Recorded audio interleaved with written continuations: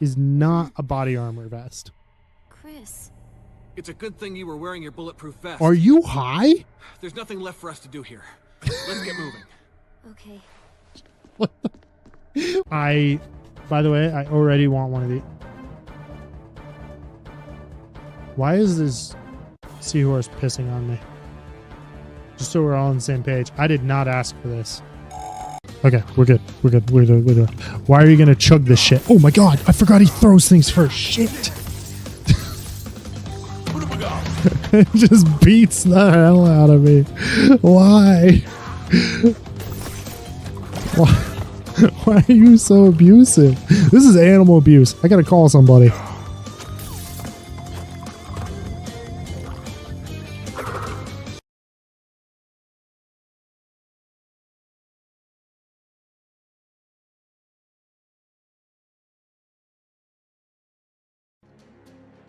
You know what? Break free.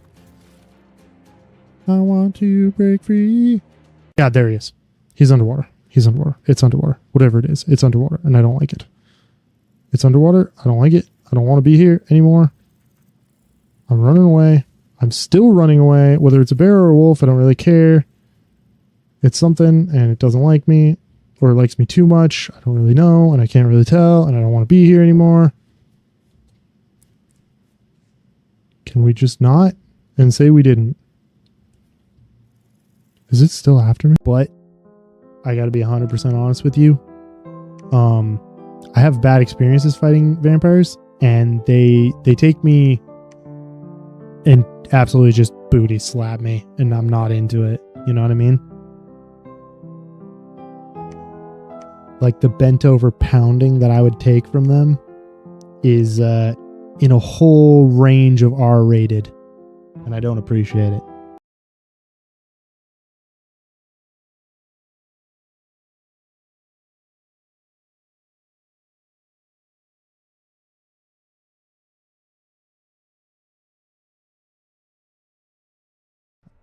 Rebecca, are you gonna be okay? Because you got shot, and that tiny little fucking vest is not a body armor vest.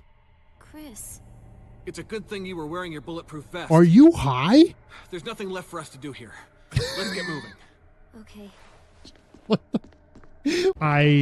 By the way, I already want one of these. Why is this seahorse pissing on me? Just so we're all on the same page. I did not ask for this. Okay, we're good. We're good. We're good. We're good. Why are you gonna chug this shit? Oh my god, I forgot he throws things first. Shit. It just beats the hell out of me. Why? Why are you so abusive? This is animal abuse. I gotta call somebody.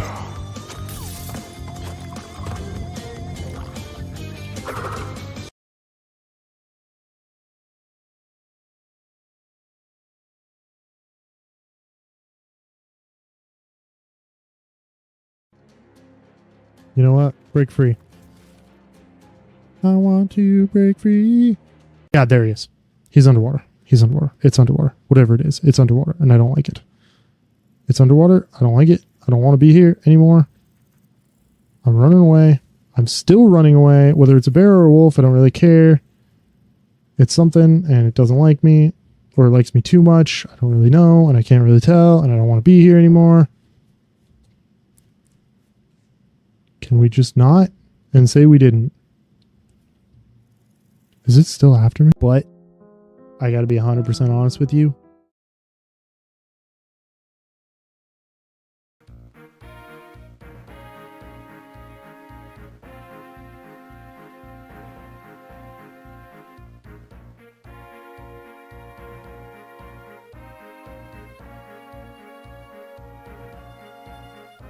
All right. Hello, greetings. Welcome in. Let's see. How does this sound after I get this stupid A cord out of my way? Let's see. You know what? Sounds fantastic to me. I'm going to roll with it. Hi, guys. What's up? How's the day?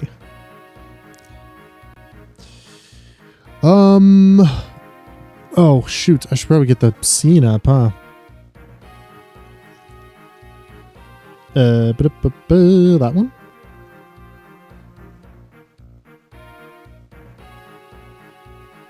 And that one. Oh, beautiful. Beautiful. Anyway. What's up? How's the day? My day is going okay. We're back. We're playing Fire. Oh my gosh, yes, Fire Emblem. Fire Emblem 8 Sacred Stones. I should probably figure out an intro, but I'm very lazy. So we are doing a challenge run. Fire Emblem 8 Sacred Stones. The rules are above my dome. They are female cast only. All must survive. Completed all additional chapter goals that I know of.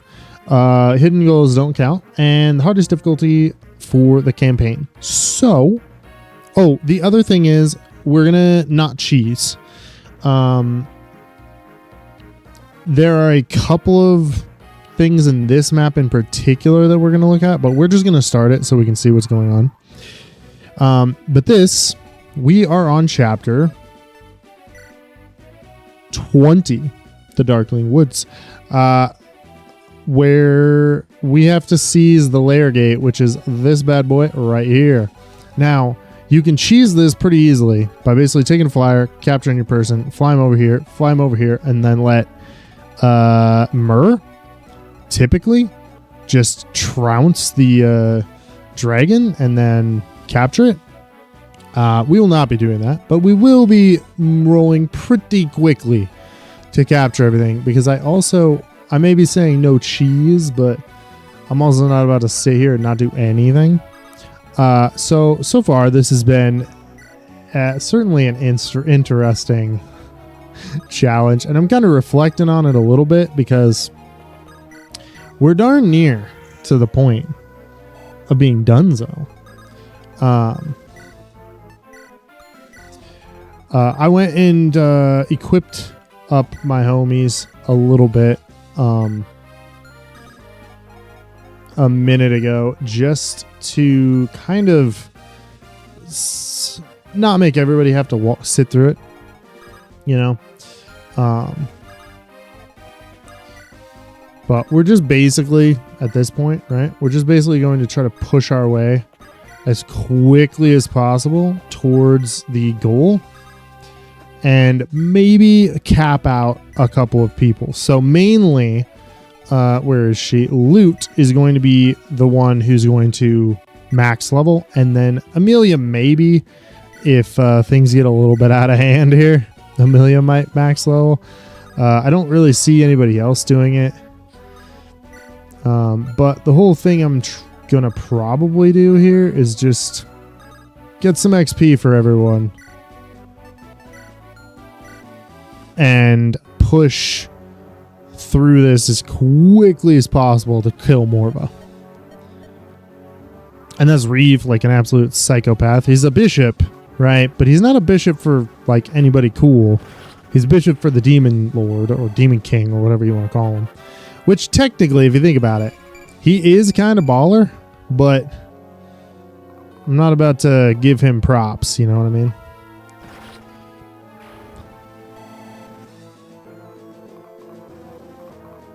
Honestly, with how juiced most of our characters are, or at least enough of our characters to matter, this map should not be too difficult. Oh no, it's stone.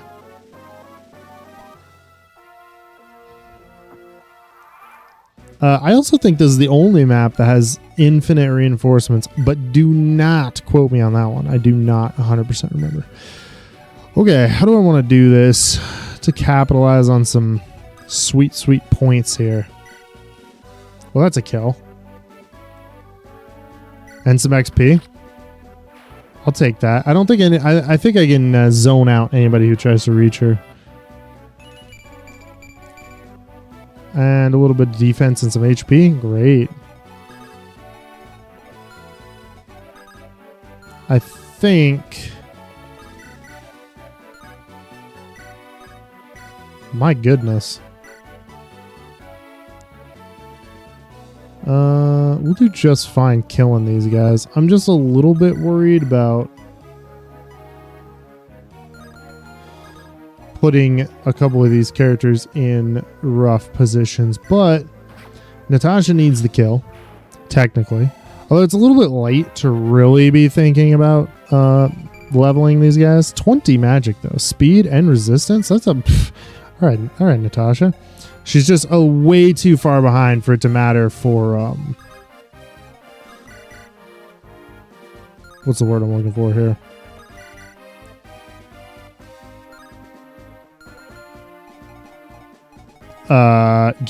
Using the light tome. I think she's just a little bit too far behind.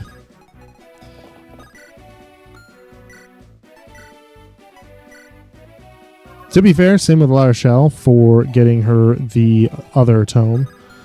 Not other tome, but other...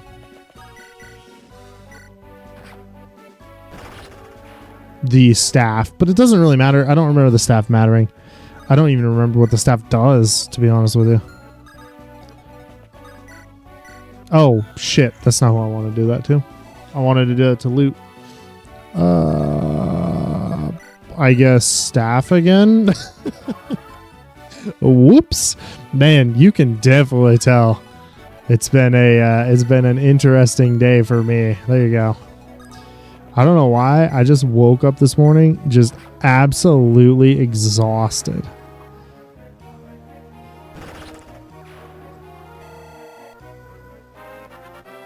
Okay, there's that. No strength, but a speed and a luck roll. Thank you, ladies. Always nice to have the ladies not want to participate in being useful. Is this cavalry? It is cavalry. Have a good time with that. What do we need here? I do not want Cyrene to be frontlining this.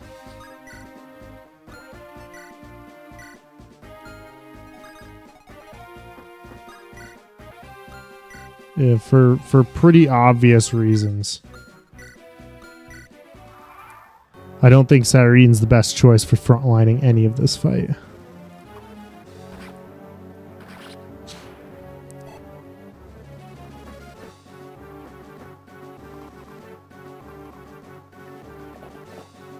I still will probably just have Amelia and maybe a couple of the other ground units push up through the north to kill their way through these monsters just for the XP.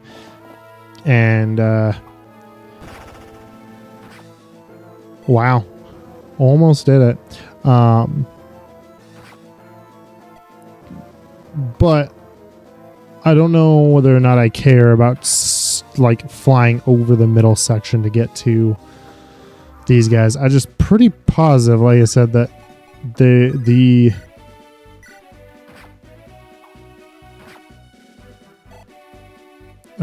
reinforcements are infinite, but I'm not 100%.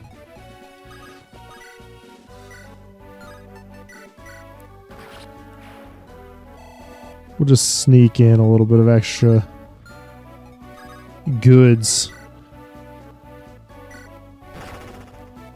for Natasha there.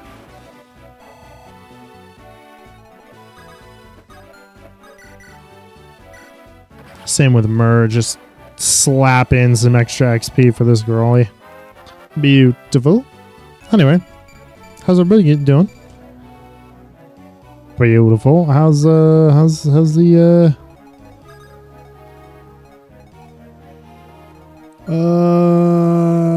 day? How was Christmas? Do anything cool? Mother trucker. I've been just so gung-ho on the... Oh my gosh. I've been feeling so dumb now. Alright. Well, what are we looking at? They can get to Natasha, which is not great.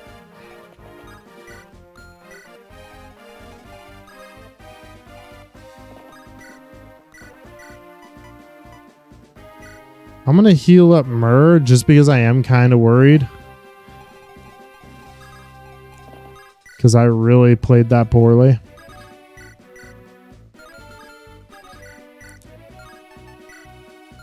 Is this Dragon Spear? No, dang it. I thought for a second Dragon Spear would do extra damage to these guys. Because they're like mini dragons. Just, you know, piss poor ones for sure. But still, just like small dragons. Do you also have a javelin? Yeah, that's why we're at odds here. That is enough to kill. For both of them, actually. Tana, you absolute beastie.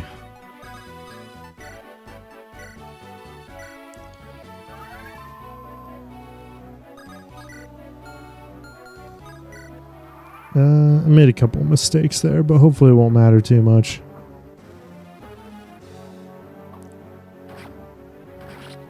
Okay. Okay.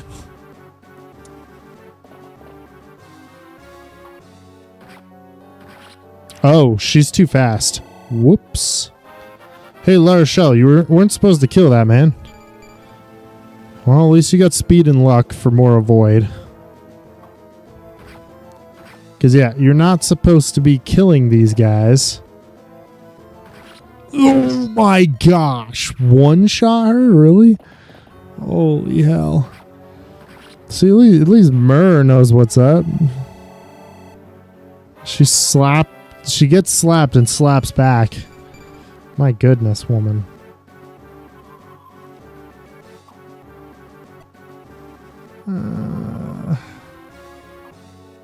I want to see what weapon that dude had.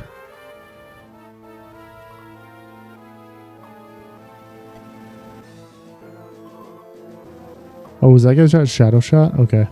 That's something to keep in mind. You, what do you have? You have a sword slayer. Oh, that would explain that, wouldn't it? Hey, how'd you get one shot? Oh, because there was a sword slayer on the map. Yep, that do make sense. Okay. The good news is we actually only have like 3 maps left total.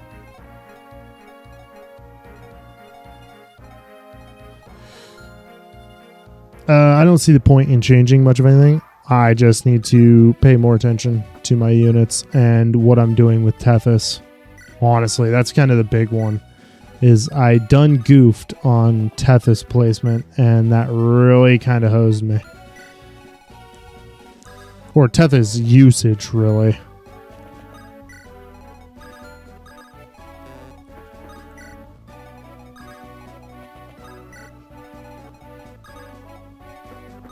And then you guys, yep, javelin. Javelin. And javelin. What I'm actually going to do is dance loot forward.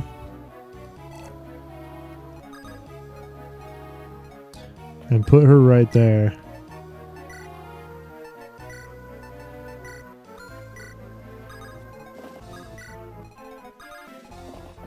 That way Luke can finish out her leveling. Like I said, she's only got like a level and a half before she's completely finished, so.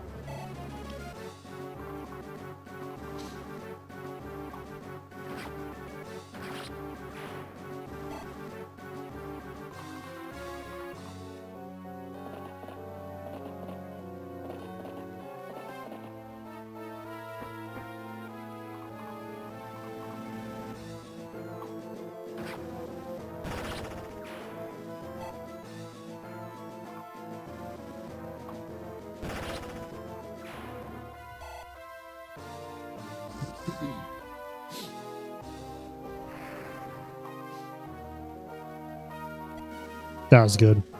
I appreciate that.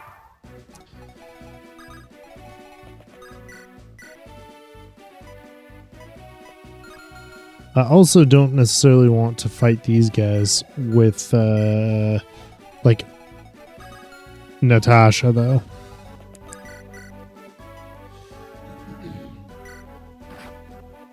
A 13% chance to hit? Please don't. Thank you. I know you're rolling the dice if you do that too much, but like, come on now.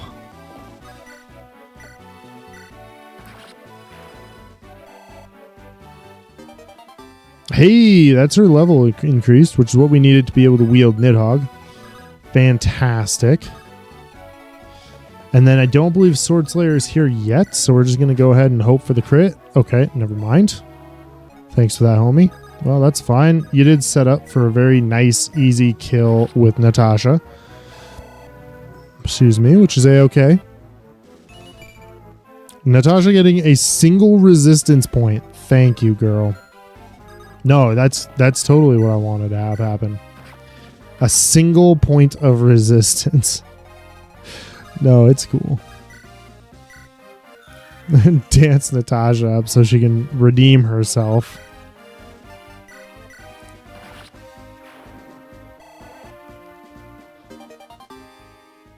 And then do nothing with that sword? Oh, huh. Can you make it there? You can. What do you need? You got a killer axe. You'll be all right. And then you got a killing edge. You'll be okay. Oh, they can reach La Rochelle. Huh. I definitely did not think they could. And those guys are too beefy. What do you got? You got a steel lance. What about you? You got a toxic lance. You got a javelin. You got a lance reaver. Ooh.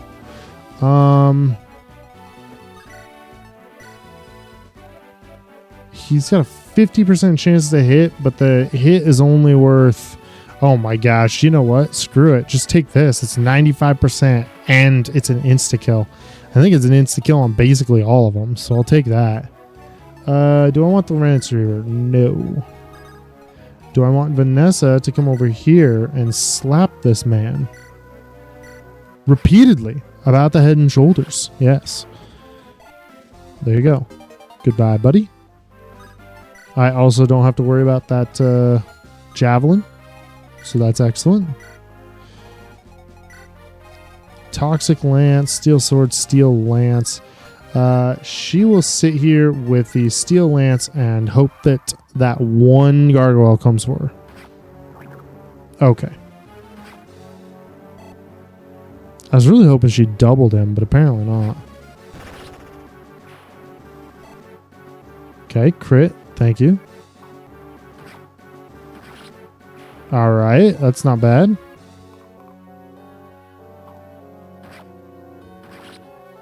And Vanessa just wipes out the rest of this small infantry company. That's fine. Skill, speed, luck, and HP. Alright. A strength would have been fantastic, but I'll take it. We're nearing the end of the game. It's not the end of the world if we aren't picking up a bunch of strength boosts. Especially not with her. Ooh, wow, that really hurt.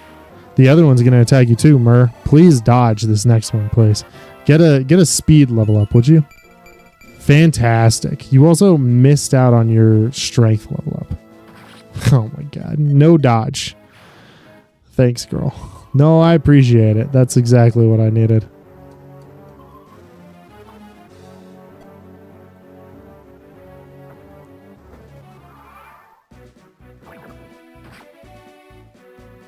I wonder what the odds were.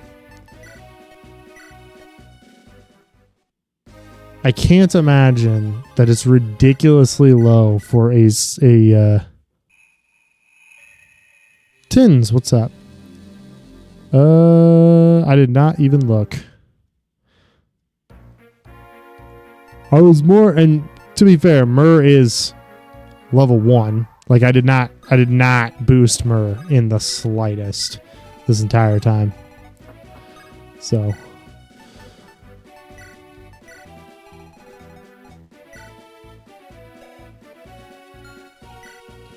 they're supposed to be dishing out 27 damage-ish.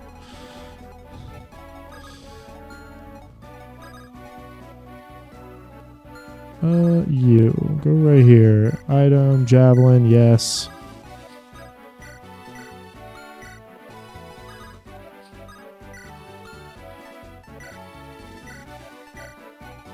Alright. Now, again, loot. Start screaming north. Oh, it would have been smart, but I didn't really care too much. I kind of, honestly, 100%, I kind of forgot about upgrading Myrrh too much because I was more concerned about just sprinting through that map, but I definitely should have. But I honestly just, like I said, completely forgot about upgrading Myrrh. I know that she can get incredibly beefy, but man, I was more concerned with just getting through that one. Yeah, they give 50 XP as long as you don't destroy the as long as you destroy the egg. But Myrrh also gets 100 XP because she's level 1 if you kill like a skeleton on this map, a promoted unit. She automatically, I think, just gets 100 XP. So I probably should have focused on killing some things with her, but honestly, like I said, just trying to sprint through that map and deal with as little amount of Gorgons as humanly possible was more my concern.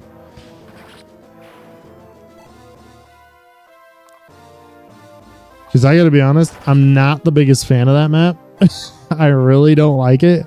So I'm like, I just want to be done.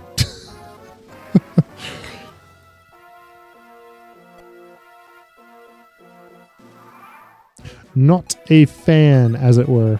All right, let's see. Not you. Wow, that is really low. But you know what? Whatever.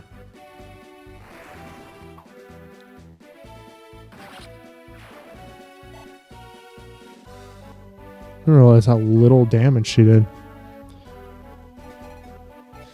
I might have had one Purge Tome, but I'm not 100% sure at the time.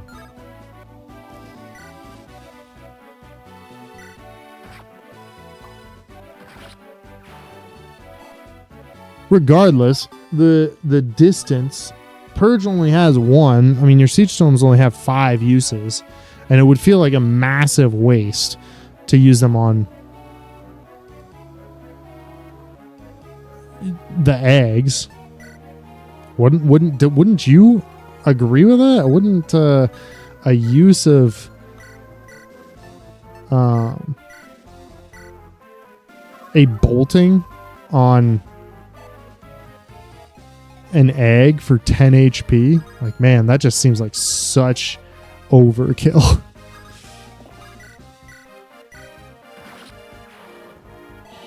Oh, against the stone golems? Well, yeah.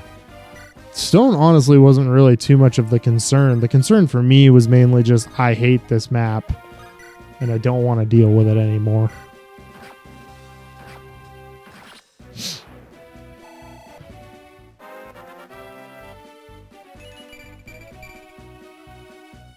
Okay, good level up. Again, not like it's too much of a concern at this point. Okay, Maz, just don't place anybody directly in charging distance of the centaurs. How's that sound? Sounds like a plan? Fantastic. Loot's fine. Amelia's fine. Hell, Erica's going to be fine. Just nobody else.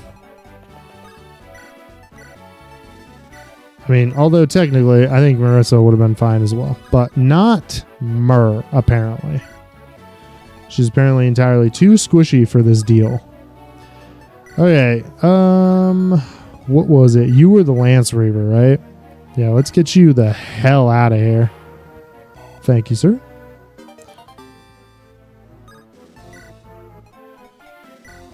I do think it's humorous that they still drop, like, items and a decent amount of them, just because, like, at this point in the game, you should have a decent quantity of goods on you. You know what I mean? Like, you should have figured this out a long time ago.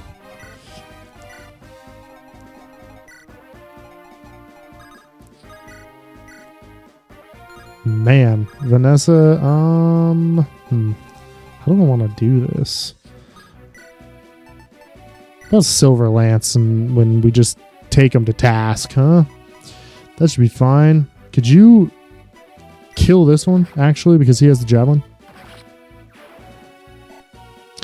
In older FE games, there were ballistician classes. That kind of implies that the older armies of the previous game either had really good upkeep with their machinery or were able to just build them before every chapter. So I think it would be nice to either have players be able to bring ballistae with them every map or make ballistae weapons purchasable. I think it would be an interesting flavor thing, especially in newer games.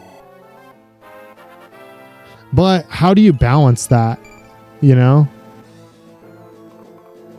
Because if you just bring, well, then again, it's like, come on, the game is full of cheese regardless. I think more, like, the more unique classes you add to this game, the better you are.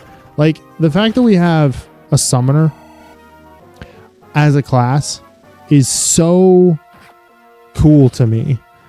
Because it's such a unique class compared to basically everybody else that I think more classes that are entirely their own thing is better. So if you have don't even worry about ballistician as a thing, just make an engineer class that their whole thing is just to build siege weapons and stuff like that in general, and I think you'd be well ahead of the game, you know.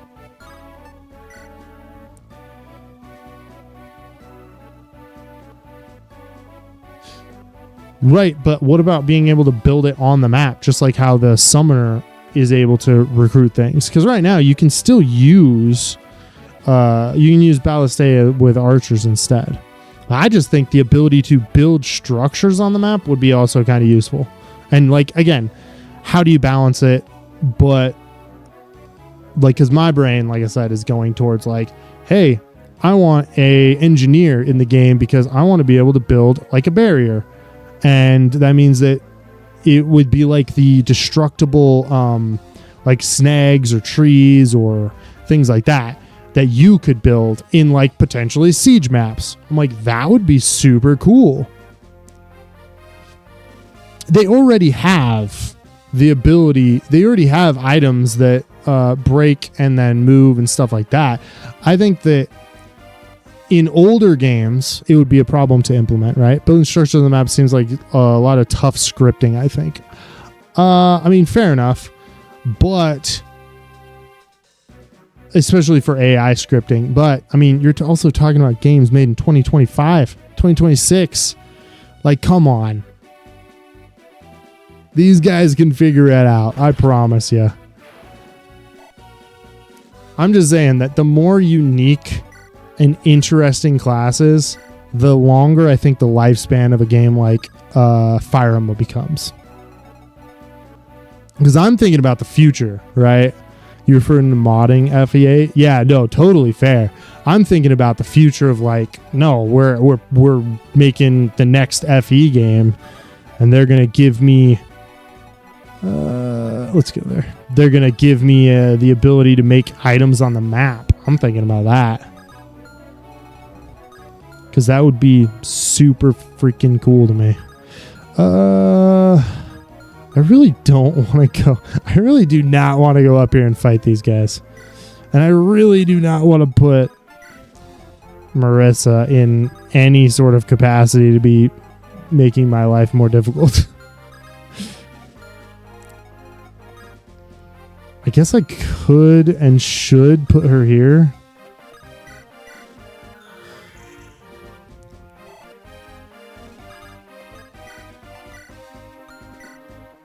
What I find rather disappointing is that their new addition to the upcoming game is adding guns. Yes, the one thing that, of course, I wanted in my fantasy game.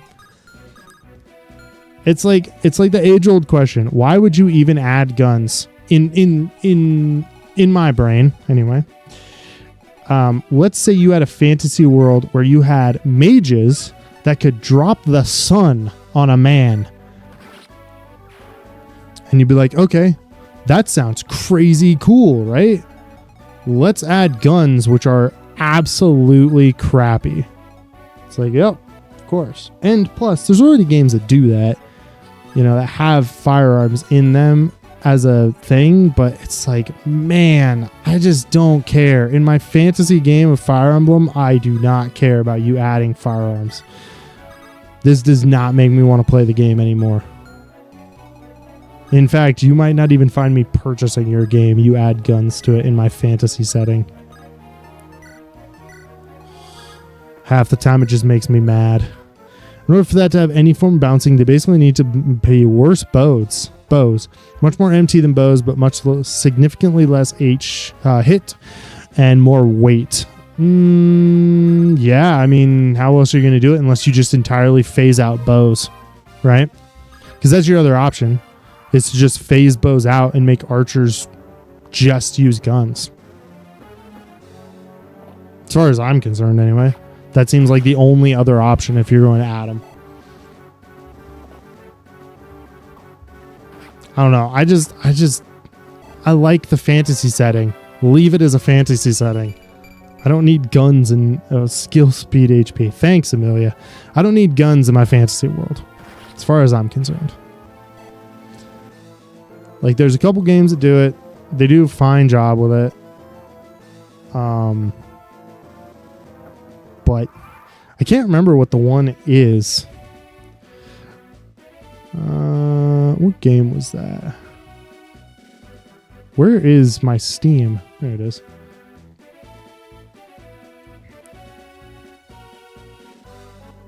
Is that it? No. That's not it either. What game was it that I was thinking of that did this? Where it has guns with your soldiers, but it has like more of a well, you had guns and you had cannons, and then you had like flyers and shit like that. I'll find it. Ignore me, apparently. Because I'm trying to remember what the heck it was called. I'm pretty sure I don't have it downloaded.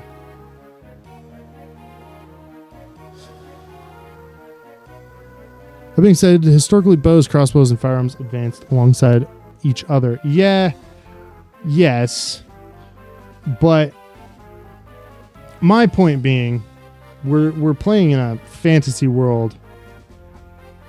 Sometimes I just want to leave the fantasy there. You know what I mean?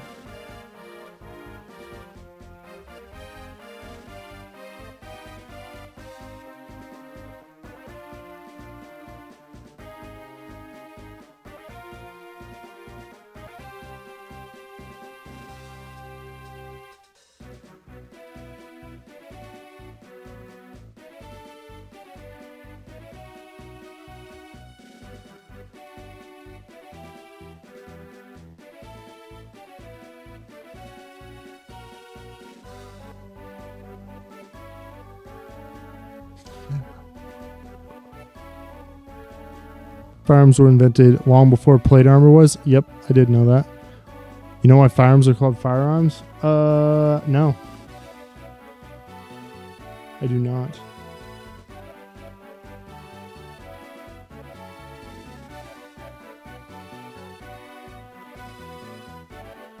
Screw it. I can't find it.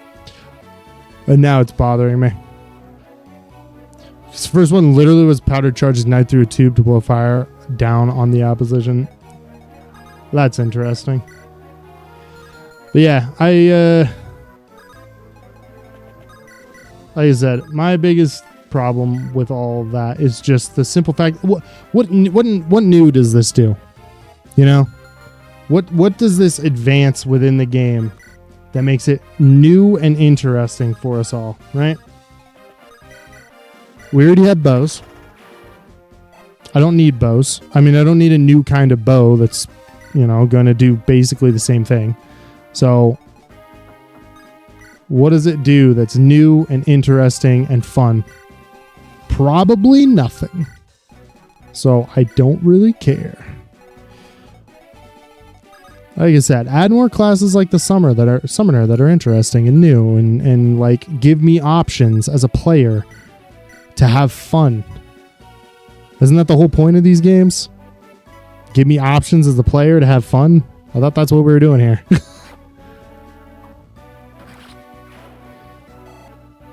I think the only reason why they're introducing firearms in FE is to innovate. Innovate, you say. No, I know what you're saying. I'm saying that that's the most ridiculous nonsense non-answer given by them I've ever heard my entire life. We're going to innovate by doing the same thing we've already done in the past and just calling it by a different name. They're introducing firearms in FE. What a stupid decision. Yeah, that's what Tins was saying. Is that's their plan, is to introduce firearms to the new Fire Emblem game. Maybe it's because they're, just intellectually and imaginatively bankrupt, and they're like, you know what? Fire Emblem, firearms, and everybody around him, some dude in marketing is sitting there being like, yeah, right. Everybody else is like, great, okay, fantastic. I can't wait to see this blow up in my face. Oh, man.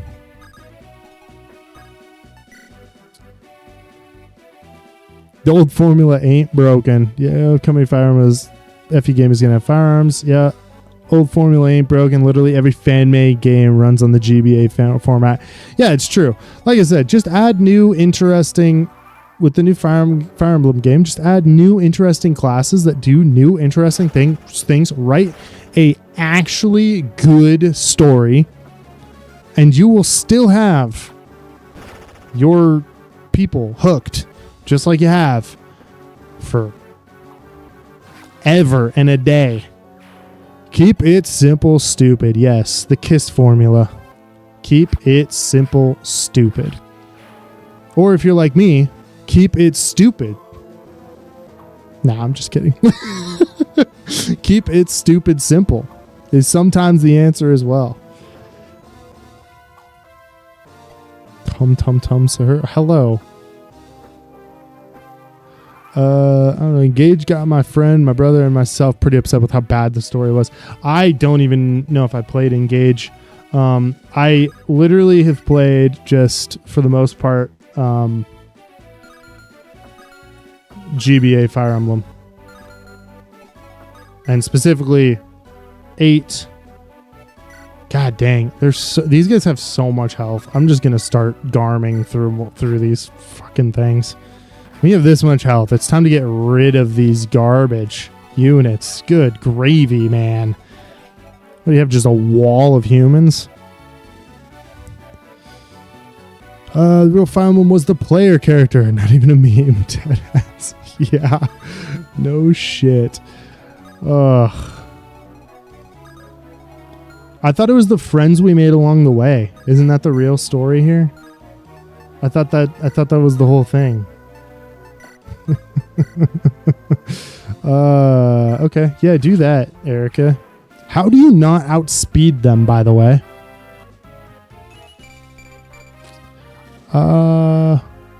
I need a zero suit. Oh man, that took me a second. Yes, I am streaming across multiple platforms. We are on Twitch. We are on YouTube. Hell, we are on Kick as well. That one's being, kind of just for the giggles, but we're there.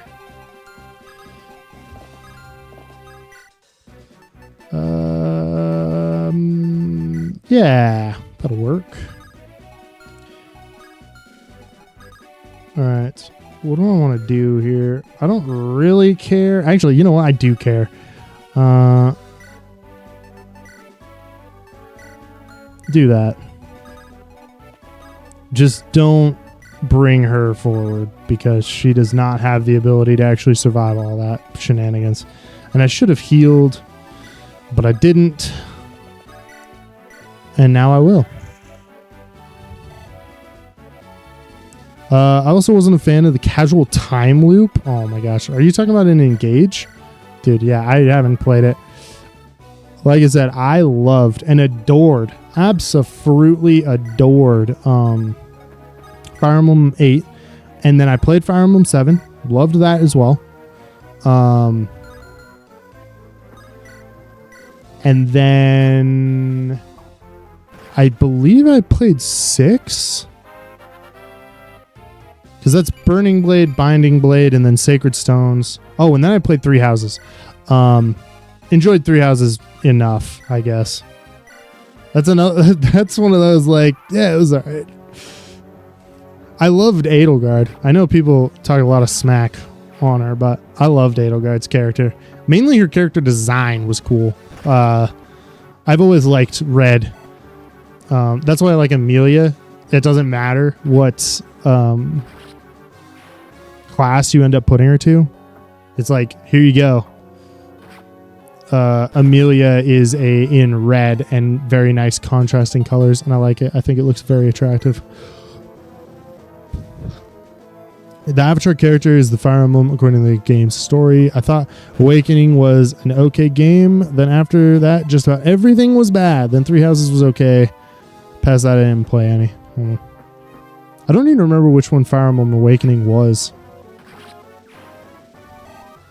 Like I said, I dumped the most time into 8 by far. And then probably 7 similar amounts. Well, okay. Not even close. Like less than a quarter of the same amount.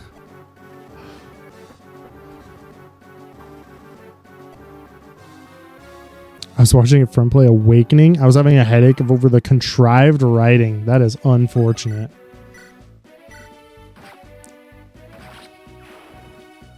I feel like once you started having, I'm not going to get too into it, but once you started having people that didn't seem like they actually cared about the story, writing the story, or about the lore of the games, or like the history of the games, and you start having, imagine this. Once you stop having people who know how to write and who care about video games and playing those games actually write those games, they start to go to completely to shit. Would the devs just stop implementing time skips and time travels into the story of FE games? How about they just stop doing it with all games? I gotta be honest, when I heard, now I didn't play too much of the newer Pokemon games, right? But the moment I heard that the Pokemon games had like literally just so much time travel nonsense, I lost any interest. I was like, what are we doing here, guys? I just don't care.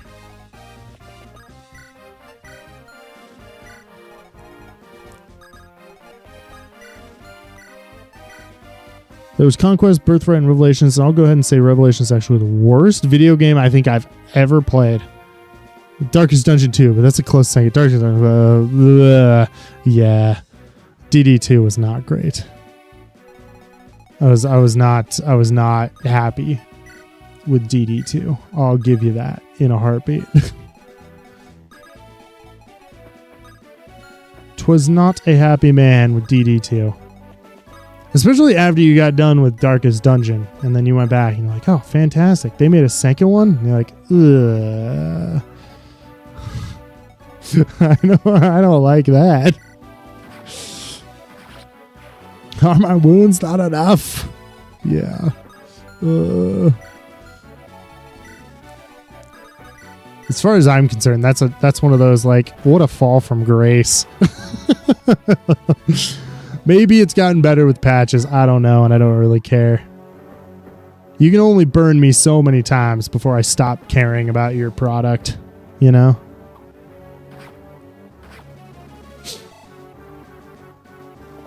That's why I haven't played an Assassin's Creed game since...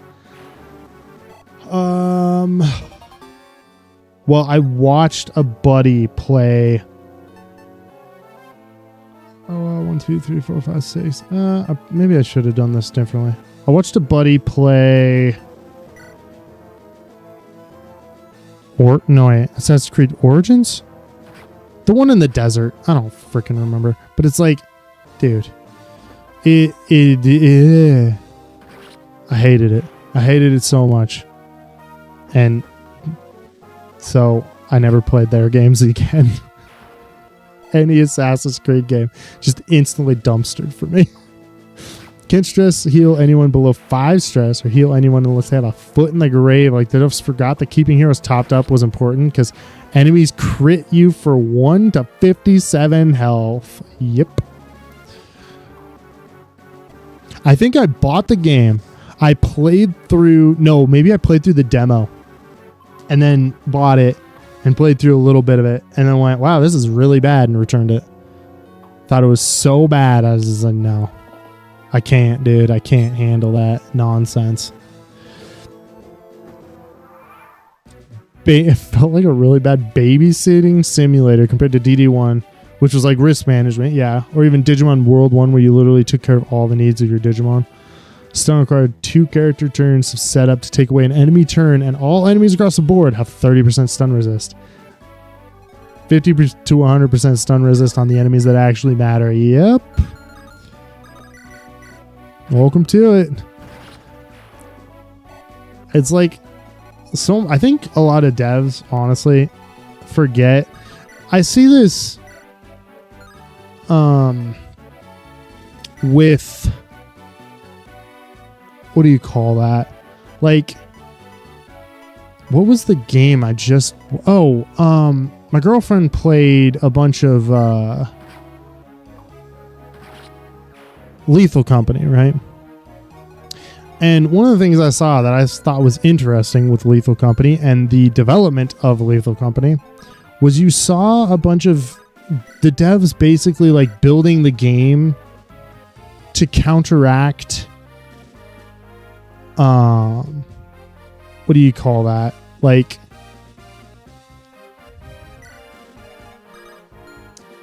speedrunners and like hardcore players and like streamers and stuff who do this literally for like a living, right? They did it to counteract that. So what you ended up with was the devs planning around that, but not really planning around, you know, your average player, the person who gets on and plays for like an hour a week or something. They didn't really pay that much attention to that because all they see is the stuff on Twitch and the stuff on YouTube and the stuff on blah, blah, blah, blah, blah. And they're not seeing like the average player and not really taking that into account. And so you have people who are just your normal people going, well, okay, yeah, great with the game and all that. But now I sit here and have to deal with massive problems and the game being so much more difficult than you really feel like it should be for your average player. And especially when you don't add things like difficulties. But I think a lot of these devs they see like a different game coming through and being successful, and they just want to copy it to, you know, also be successful. And then you're like, dudes, what are you guys doing? Why are you planning around the 1% of gamers? Especially when you're looking at, like I said, Twitch streamers who are professional, not me streaming in my off time after I get off of work. I'm talking about like 24/7 Twitch professional streamers. And you're planning around those guys instead of planning around your average person, and you're making it not very fun for anybody else. Plus, most of these games come out with absolutely garbage writing and no interesting storytelling. If I wanted to listen to a garbage story, I'd go down to the bar and I'd get drunk with some random dude and listen to him tell me about his life. I can listen to garbage stories for free. Okay? I don't need to pay $60 to $70 to do it. I promise you that. Oh, man.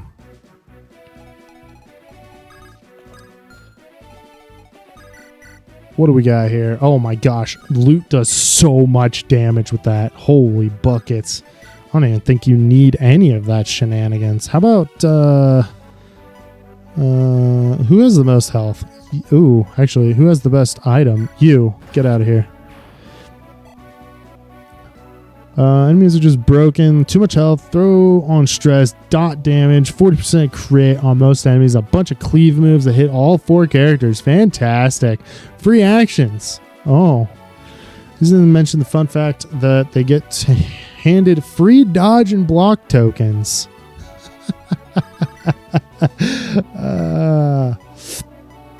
That's fantastic. Again, let's just not make the game fun. I get challenge is fun and interesting. Believe you me, I wouldn't be literally doing a challenge run on probably the easiest Fire Emblem game there is if I didn't find it entertaining. But it's like, come on, guys. Hell, you don't even have to make the game fair. Just make it so it's not stupid. I think that's what a lot of people get really frustrated with in these games. Is it doesn't seem even close to fair.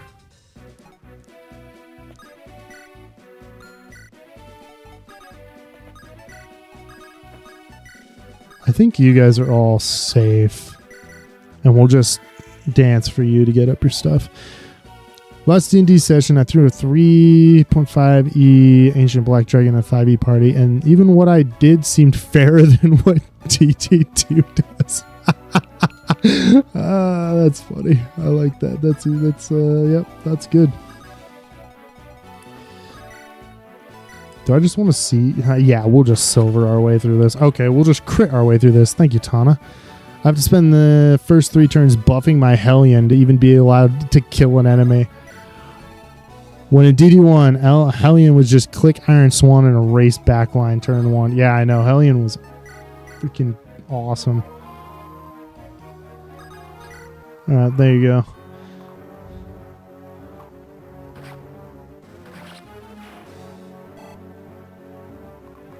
It's been 5... What? Wait, it's been 5 years since DD2 was released? Holy hell. I did not realize that.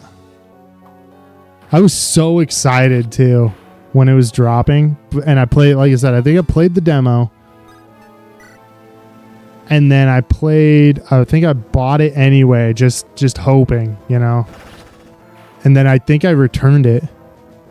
I barely played it and returned it. Then again, to be fair, I'm one of those people that I really, really, really hate having my handheld through these games. So if a game goes, hey, here's an 1.5 hour long tutorial, you can piss off. I ain't playing it. I'm sorry. Sorry, not sorry.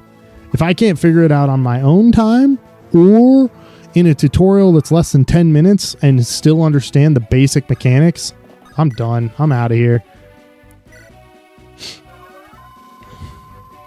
So it's always a toss-up whether I return the game because of something like that or if it's like, no, it was actually a pretty crap game. You know what I mean?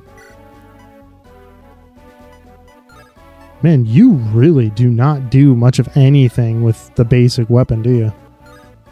I mean, Garm has 21 uses, plus we've got a hammer, and so as long as we don't break it here, we'll be fine. Well, it doesn't matter. Let's just get that rolling, and we'll be fine. Still a broken mess. That is such a absolute downer. Let's just kill that guy. Just to get him off the field, get ourselves an elixir. Thank you. Not that you need one.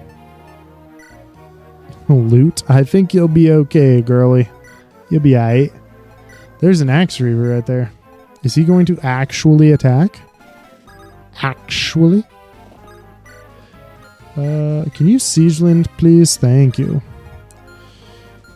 Let's see.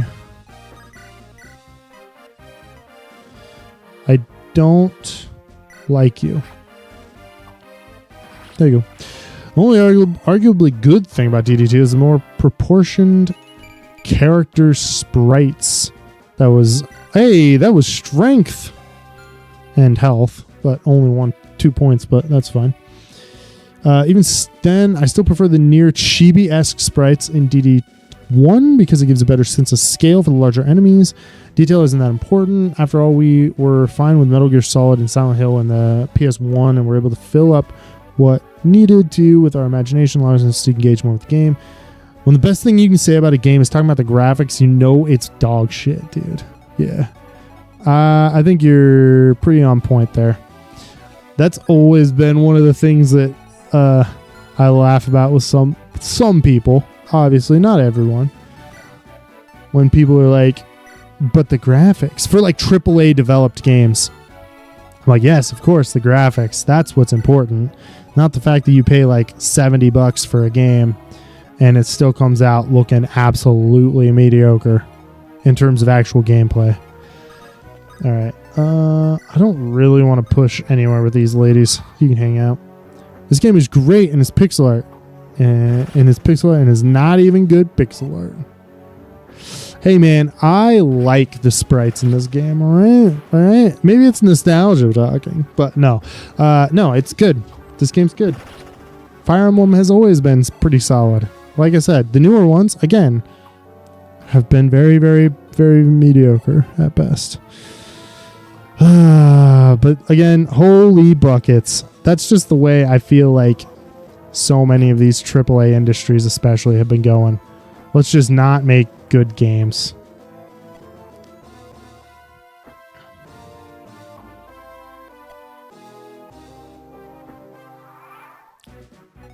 Honestly, I kind of hope, and maybe I'm just too much of a bitter old man here, but I really do hope that a lot of these development companies that make these games just crash and burn. You know what I mean? HP, Loot, you probably rolled for can I have a Sword Slayer? What do you have? You probably rolled a strength. I mean, magic and got it, but it doesn't matter. But yeah, I kind of want, as much as I don't want companies to fail, you know, because the people who work for them then suffer. I don't think that's a good thing to hope for, right? Every once in a while, I kind of sit here and be like, yeah, this AAA development studio, you know who really could eat a big fat dick really would be Bethesda, as far as I'm concerned. But it's like video game companies, other large studios for other things. It's like, guys, sometimes I really wish you guys fail massively, so that we can somebody is forced to kind of like step in and start doing something interesting, which is why the indie scene for video games is so important, I think. I mean, hell, you have, even when you just talk about like just Fire Emblem-esque games, I don't remember the name of the one, but Dark Deity came out with 2, and they were mediocre. I'll give you that. They had some really odd story beats and usage of game mechanics that I didn't really appreciate, but at least it was somebody coming in. Unicorn, oh yes, that was also one of them. Banner of the Maid was also another one. And then there's one that I'm thinking of that's like, I want to say it's like Elysian Chronicles, but I don't think so. But it was like, with it actually had guns and cannons and stuff like that, and it had relatively interesting things it was doing with them, because it was more of a, you had your hero unit, but they were part of a like army battalion unit that you moved around, and then you could customize all of those. And that was super cool and interesting. I was very, very, very bad at it, but didn't mean the game wasn't interesting or the mechanics weren't interesting. Just mean I was really bad at the game and mechanics. Can you get a crit? Thank you.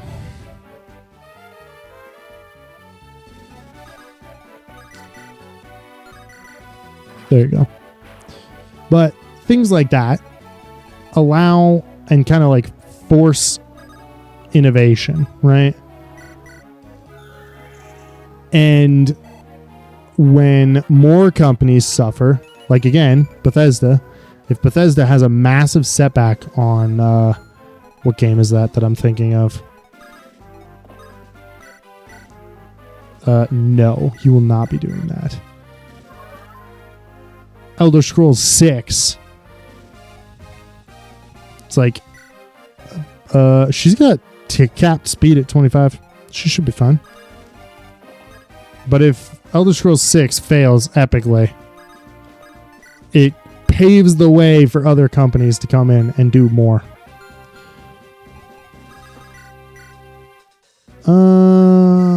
That's not as much damage as I want, brother. I do not want you not one rounding this guy. Is her max 23 for strength? Or oh man. Wait, are we serious? Is that for all flyers? Or for not all flyers, but just her class? Okay, well I can't even see that nonsense. But yeah, Amelia's capped at 25. Starfield, yeah, of course. But the problem is that you need, for like a big studio like Bethesda, you need multiple massive failures. And Starfield wasn't as massive of a failure as most people would like to believe. At least financially.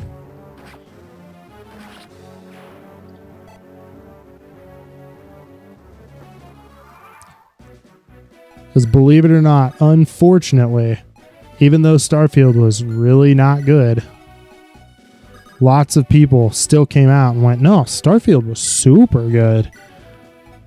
So yes, of course. You just have to justify the $20 price tag. Oh, sorry, $70 or $80 price tag. Yeah, Garm is fine. Don't do that. Where are we going? I didn't play it. Concord, I didn't play it. And any of the drama surrounding it, I don't really care about anymore. The game's dead. So as far as I'm concerned, yeah, you know.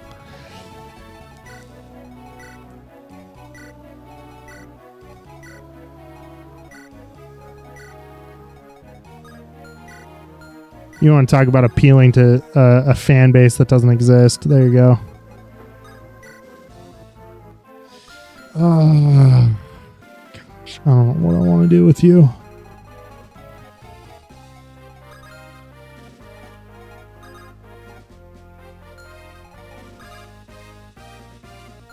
What are my ranges looking like? There. Nobody can get to me? Okay. So, you know what? Bring it up. Maybe we can Nidhogg that lady. No. Okay.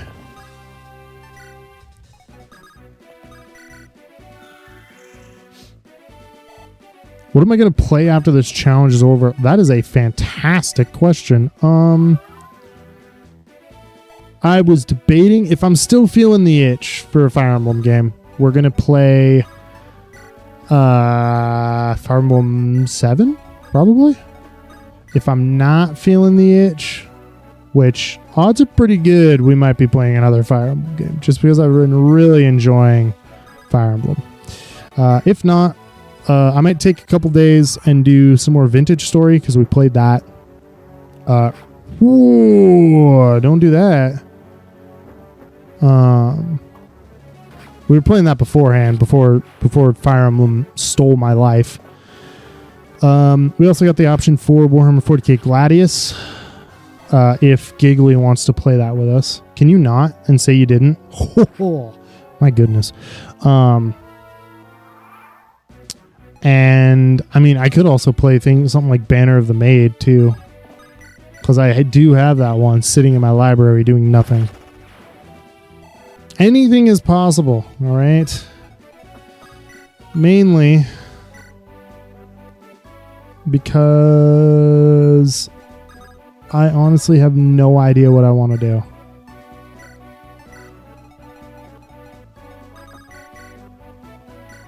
kill that. Thank you. In the very least, oh, I don't have an item. Trade you. Can I have that? No. You can have that. Yeah, at the very least, I might take a couple days to play some Vintage Story for a hot minute, because, like I said, was really enjoying Vintage Story. Got distracted by Fire Emblem. Haven't touched Vintage Story in a little bit, and I really like that game. So,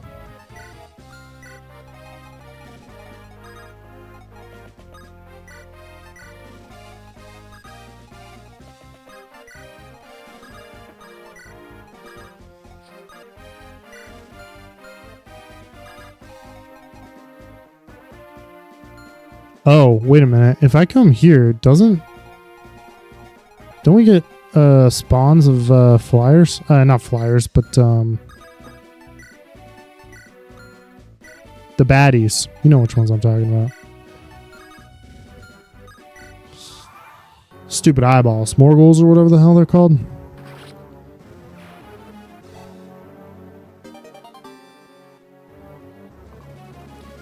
Hey, you know what? Amelia... Can Amelia even use the steel blade? Oh, man, I don't know. HP luck defense, thanks for that. Just don't break Garm, please. I'm hoping I left you plenty of Garm usage. Like, I think it was 20. I think you'll be okay. Oh, and that was a tomahawk. Okay, you're good. Your eyes annoy me. Thank you, Reeve. You absolute mediocrity. He's a bishop, right? So he should just be using light magic. Thanks, bud. There they are. What do you got? 15 uses of Garm. That is not technically a Garm kill. That is. Can Reeve die by this? No. Do I have anybody else that might be able to kill Reeve? No.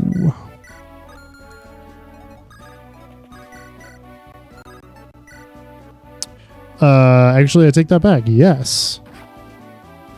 I know how math works. Yes, I know, Reeve. You're such an edgelord.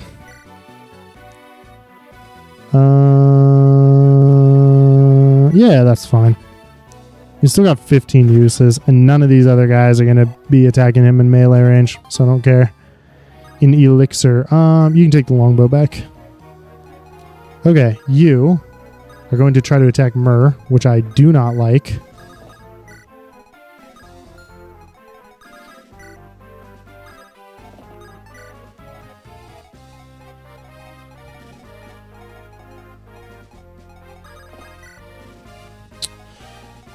You are probably going to attack one of these two lovely ladies. I don't want that either. So you guys can get the hell out of here.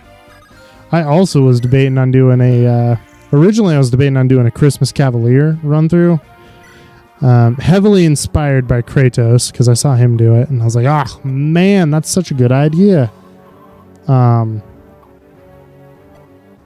biggest issue comes with... I don't really want to play Fire Emblem 8 again. Just back-to-back. Because I don't really feel like it'd be much different for myself and for anybody who's like watching, right? But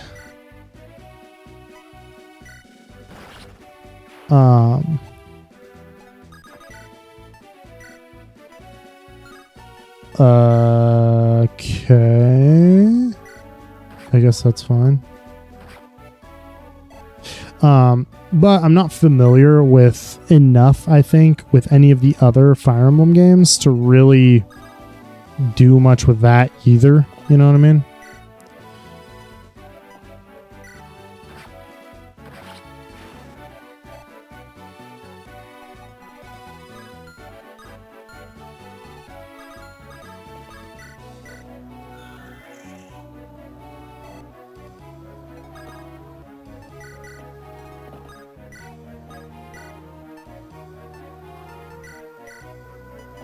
I think you're fine. Nope. That button, that button, that button, that button. Thank you.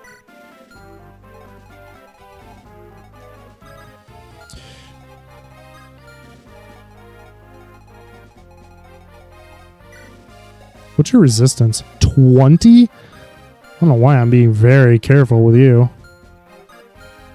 You have a resistance of 20. These guys can't even touch you. Get in there, girl. I believe.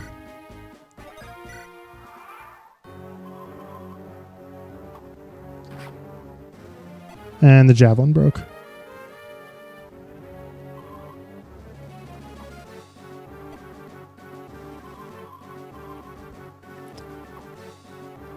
I wonder if loot can do this. Just kill Morva. Ow. Okay, well, maybe I'm going to have to go kill that guy. I do have... I think I have a bolting tome. Okay, guys, come on now.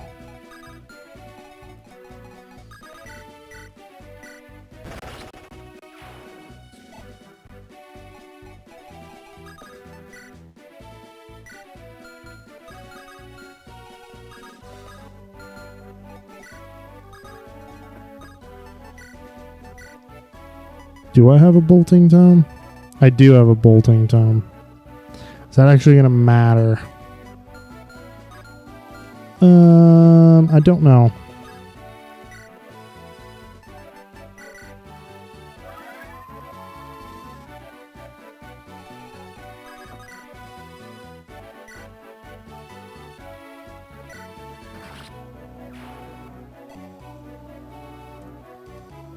Looking over the FE8 reforged ROM hack, still can't get over how literally every playable character was buffed except for Seth, Myrrh, and arguably Gilliam, who were nerfed.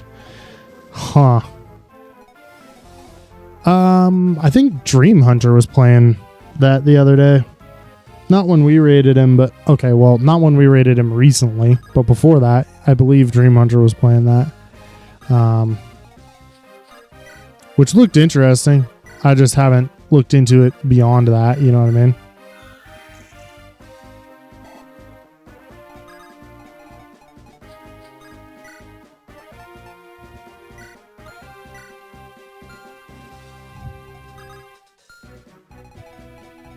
What do you got? Steel bow, steel axe, and a hand axe. Okay.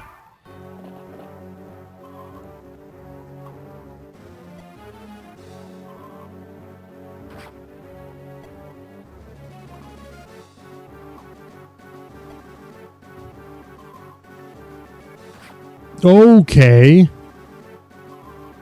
Can you miss this? Oh my fucking god. You gotta be kidding me.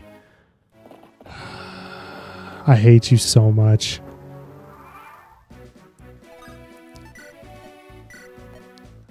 Myrrh got buffed as in she can actually attack more times now, or as in just extra damage and extra stats? No, I get it. Where is what's her face? Tana. Supply. Give that away. And can you take an elixir? Because you were absolutely useless down there. Everybody else, I think, should be fine, except for you. You're going to give up that, and you're going to take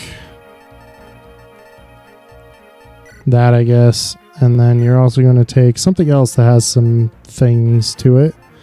Let's go with a silver axe. There we go. Oh.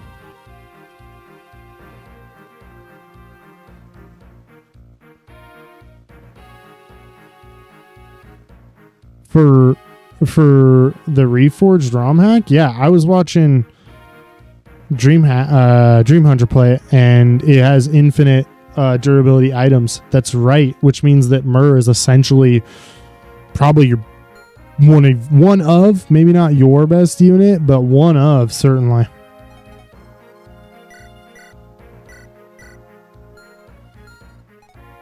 Who was the other one? You. You know what? Give that up too.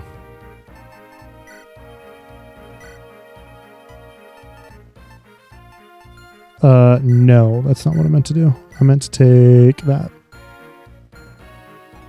Everybody else should be fine, I think.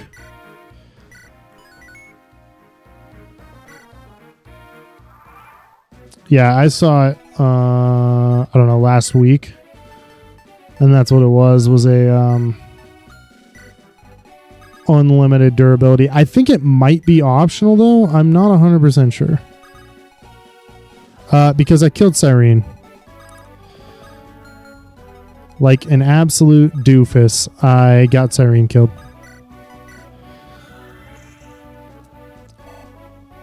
She got double tapped by long range magic. Which absolutely freaking blows.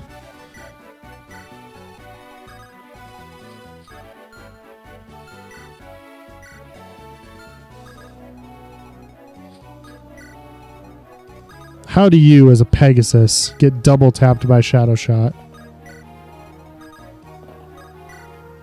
I swear, these ladies have no respect.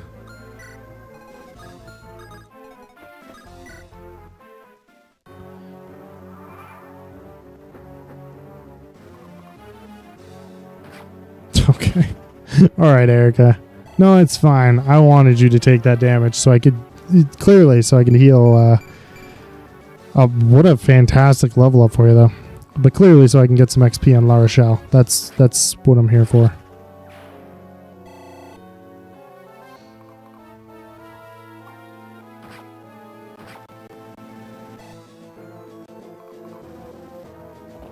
That was an interesting choice. Skillabro just took off north, completely avoided getting into a fight with Tana. Oh, that's not a plains tile. Right north of her, it's a mountain tile. Never mind. It makes sense now.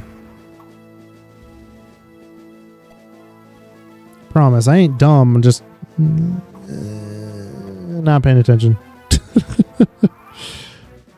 All right. Now, let's try this again, shall we? Kill this lady thing-ish. Thank you.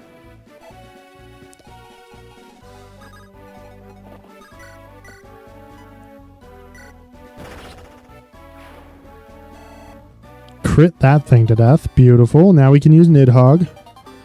And we also got a steel sword, which I don't care about. Then we move here with a silver axe. You guys are not the ones with the sword reaver, correct? Get ourselves the heal.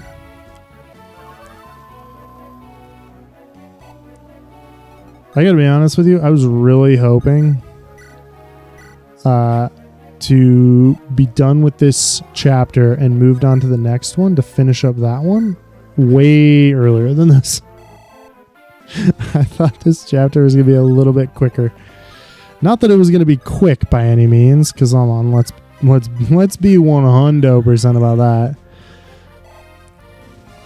But a little bit quicker. No. Thank you. Okay.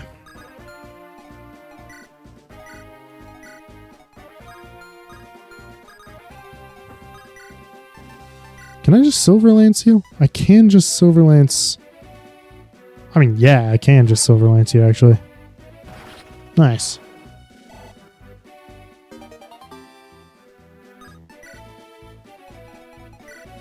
I don't think the rest of you really do anything to me. Cyrene, you're being super useless. I'm sorry. I don't mean to talk so much smack on Cyrene, but god dang, lady. Don't know if they changed it, however, in Reforged Sacred Twins, except the twins. Only deal effective MT to Femortis, not all monsters. Only the twin sacred weapons deal effective MT to all monsters. That is, ugh.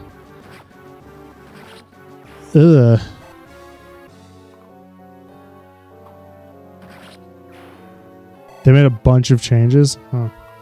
Because that was the other option I was kicking around. is playing Reforged. But I don't know if I want to play it right after having played through FE8 again. Just because, like, believe it or not, I can get bored. Okay? I know, it's crazy. I have been playing an absolute ton of StarCraft 2, though, recently. Which, to be fair, is basically the same game 35 different times, but still, I can achieve boredom. I promise.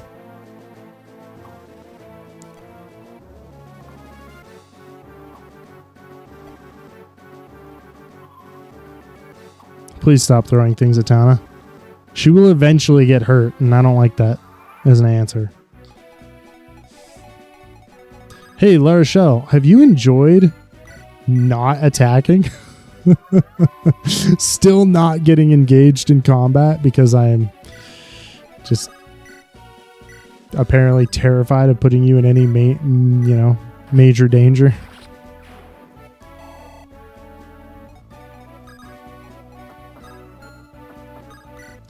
Ooh, wow, that sucks. You know what? Just killer axe him. Thank you for that crit. I appreciate it. I was actually kind of worried about that. One of you has this... No? Wait, what? What? Oh, was that the dude with the Sword Slayer? And I just accidentally saved myself a bunch of future pain? Huh. That's cool. Thanks, me. 10 out of 10, bro. Didn't they give a ton? They gave Morva a new combat sprite. Didn't they give a ton of characters new combat sprites? Like a ton of them, right?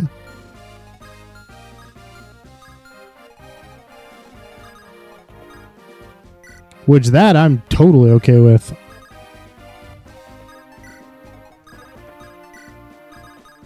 Oh, dang it. That's not what I meant to do.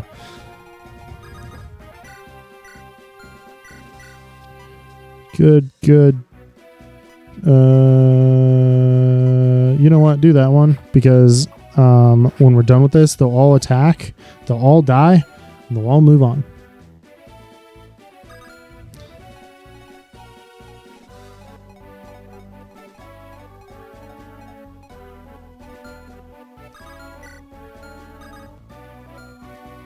Can't get over how nonsensical the Savant class is. I don't even remember what the Savant class is. Or what it even looks like. Who is even that?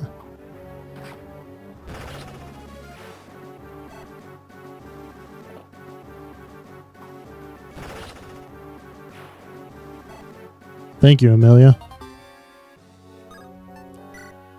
Keep up the good work, lady. Alright, there we go. Did you seriously decide to melee range me? That doesn't increase your damage or your accuracy or anything else, I'm pretty sure. I'm pretty sure it's all the exact same, whether you're attacking at 2 range or 1 range.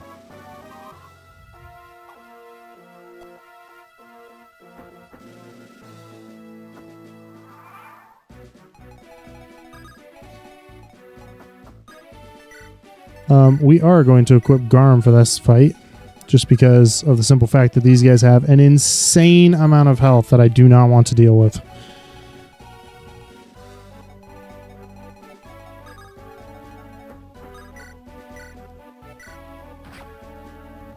According to the game data in Reforged as an armored class with high defense and its alternate promotion for Joshua. What? However, despite being armored, it's coded to have mage movement. So this dude with 10 con and wearing heavy armor is skipping across desert tiles.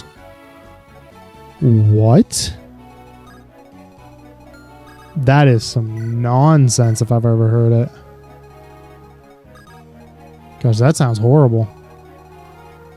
Just like completely, like you want to take me out of a game real fast. You do shenanigans like that. The game's already established that being cavalry and or heavily armored, you can't just hop across desert tiles. And then somebody's like, no. We're gonna put in a modded class.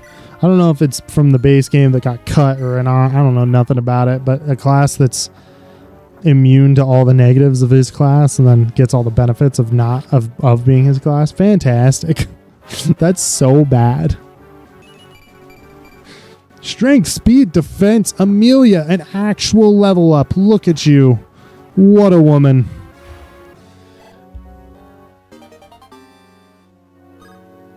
I don't want that.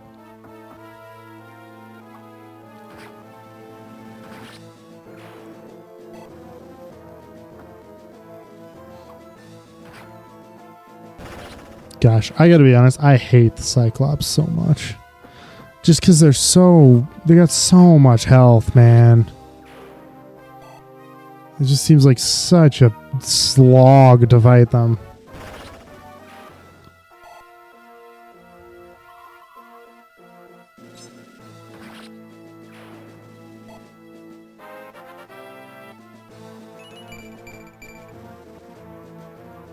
Who's 14? You're going to prison log. Oh, well, you know. It's where all massive logs belong. Don't you know that?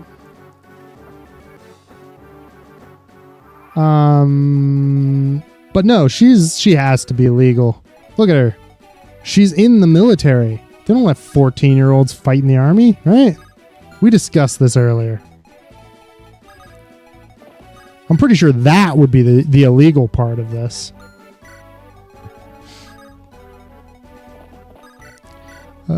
Let's give you some HP, girl, or else you are seriously going to die.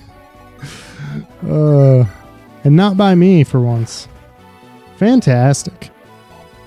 Or at least not seriously going to die, but you are going to be put in an uncomfortable position that I do not want to have to deal with anymore. All right, there's that. Military age was 15. Holy shit. Maybe I am going to jail. My bad. I take it back. I don't want anything to do with Amelia and her underagedness. Okay? I promise. Good gravy.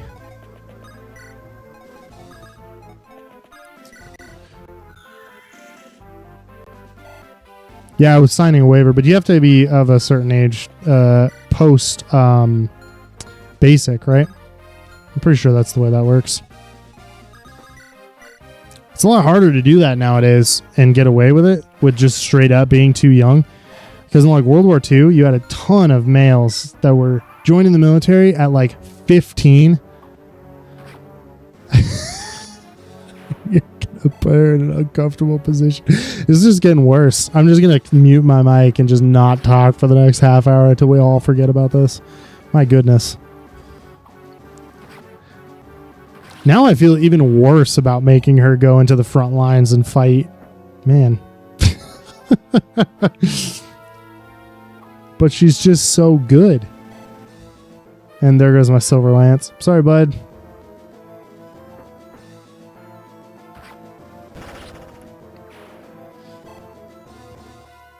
Enemy's fine, please. Thank you.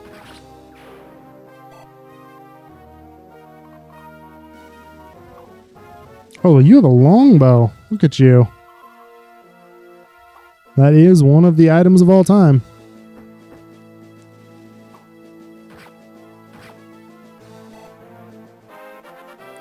To be fair, marriage age also depends on culture and time period. Once kids stop dying so quickly.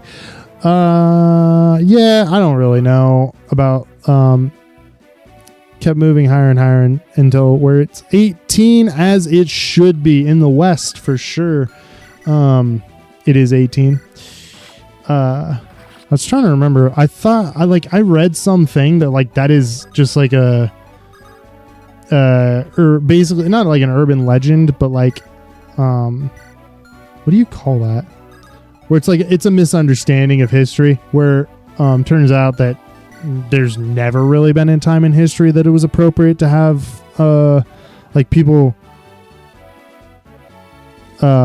married at like super young ages. Like we think that that's the thing, but I honestly couldn't tell you. I haven't looked into it at all because that is not something of history that I care about.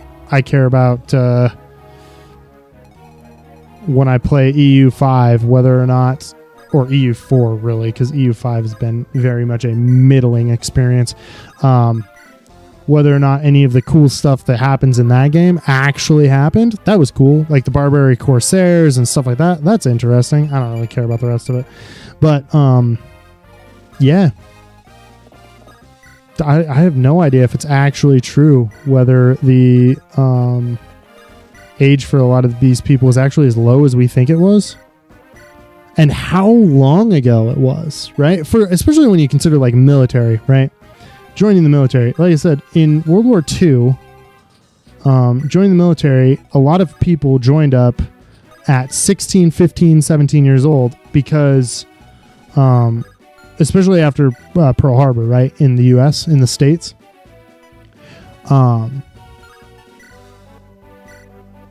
You had that, a ton of that because of, you know, patriotism and etc. But even like back in the day, joining the actual military as a force, like, it didn't happen that often where you were pulling kids. Yep, exactly. Enlisting for World War II at 12 years old. Crazy. But it didn't happen that often that leaders of countries, even ages ago, would pull kids that were like 10 or 12 years old and have them serve. And the reason for that is very simple. Those kids are going to be effectively useless, right? And you're harming your future production. So it's kind of a zero-sum game to stick a bunch of 12-year-olds into combat most of the time. Like even if you like take some of the more extreme versions of child soldiers, it's like nowadays, yeah, because you can hand them a gun. But back in the day, it really didn't happen as often as some people think it did. Because it's just not cost effective. In the long term, especially when you have monarchies and stuff, they're looking at it going, well, if I take this 12-year-old and put him in combat, he's going to die very, very quickly. Or a 10-year-old, put him in combat, they're going to die, especially when you have emaciated people in the first place because of serfdom and whatnot. They're going to die. And now they don't make you any money or make you food or make you this or make you that in the future. So it's a bit of a zero-sum game. I'm not saying it didn't happen. I'm just saying that when people think about it and they're like, yeah, this happened all the time. You're like, it really did not happen that often. I mean, let's be honest. If you're ruling a country and you have a bunch of 12-year-olds who can't do effectively much of anything in combat, you're not sending them out there to die, especially when they can work in 2 years. It just doesn't make a whole lot of sense, you know? You see, this is how it works, okay? Children are for the minds. If Frost... Oh my gosh, what was that called? Never mind. It completely spaced me and now I lost my whole joke. But if video games have taught me anything, children are for the minds, all right? They're not for combat. You make the grown men fight because they're better at it, and the children go to the mines. Them's the rules. All right, I need something here. I mean, I guess just cut them to pieces, brother.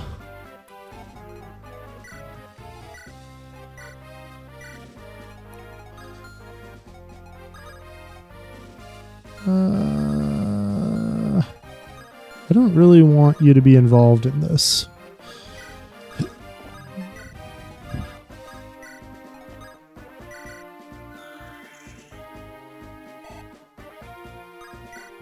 Oh, I did not mean to do that. I had to go look at Tana. Whoops.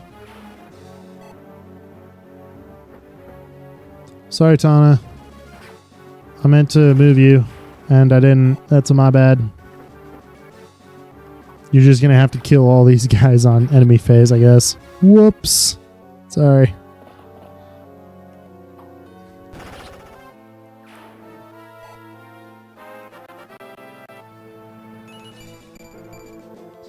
Skill, luck, HP. Yeah, fantastic. Thank you.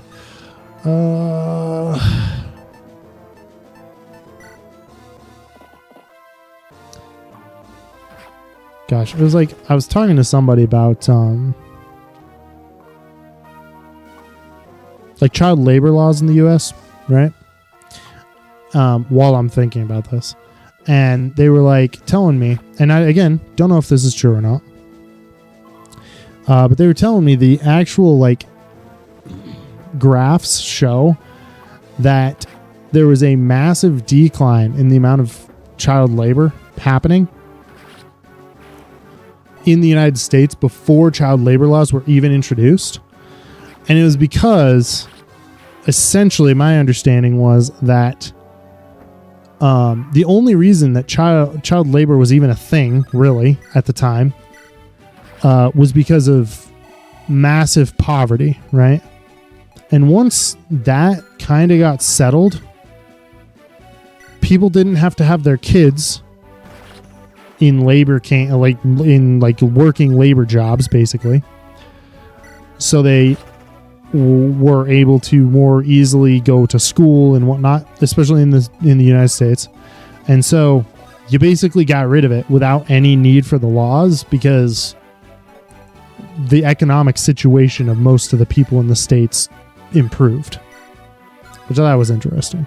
Again, don't know how true it is, but I don't really like how they implemented Ephraim met Myrrh in Reforged. They make it to where Grados soldiers were already specifically looking for Myrrh. However, for that to be true, Leon needs to have already known about Myrrh and her Dragonstone straight from the get-go. Sure, Ephraim route, which was also poorly written in terms of sense, was likely written after Erica route to try to plug up holes only to make new issues, indicates that he did know about it. Myrrh's Dragonstone. Yeah, I gotta be honest with you. When I played through Ephraim's route ages ago, it felt very, very half done, you know? So I agree with that. When Myrrh talks to Hayden about that route split, she mentions in both English and Japanese that bad people tricked and captured her and took away her Dragonstone. If that were true, if that were the Grado troops, they would have been much more ruthless about it and likely had a general with them, as it was important enough in Ephraim route for Leon to send Selena to retrieve it from a random village in the middle of the swamplands. Well, I do find it humorous that it's kind of a plot device in here, but it literally is a stone that breaks in like 50 uses for you, and nobody else can use it. So that kind of doesn't make a whole lot of sense to me, just that as a plot device in general. But that's just me. So it really made more sense for Myrrh to be captured by bandits or slavers. Well, I mean, in a lot of ways, it makes more sense that way. Will you quit shooting Amelia for no reason, please? Don't shoot Nemi either. Bit rude.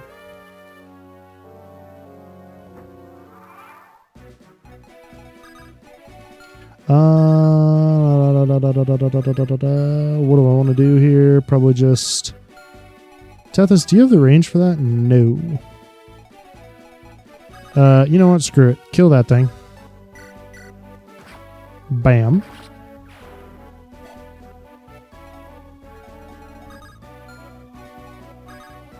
Oh, you do have the range for that. Okay. Do you have the range? You do. Kill that.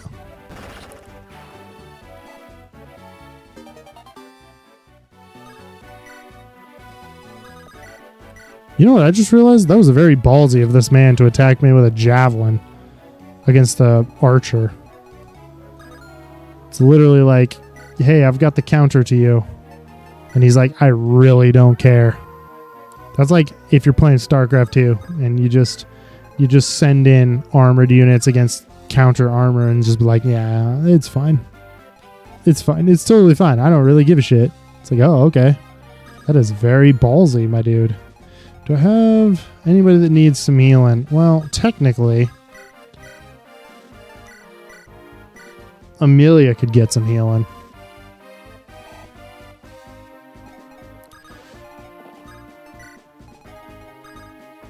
And Myrrh continues to be absolutely useless in my campaign because I refuse to level her up, I guess.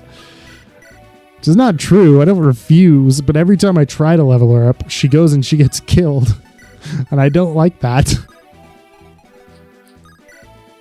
I don't know why she isn't more useful to me. It's probably because I didn't try to level her up earlier in the campaign. That's the big issue, I think, here. Oh, you know what I might do, though? Now that I'm thinking about it, I might just drag Tana over to kill those flyers on the left. Maybe I'll take Vanessa instead, though, because Tana doesn't really have any weapons to do this. Alright, what do you have? You have a killer axe, you have Garm. I'm going to whip the killer axe and let you just kind of go to town for a minute here. And I am not going to push you forward. Who's coming for me? You guys. You know what, Loot? Have a great time. You'll be totally fine.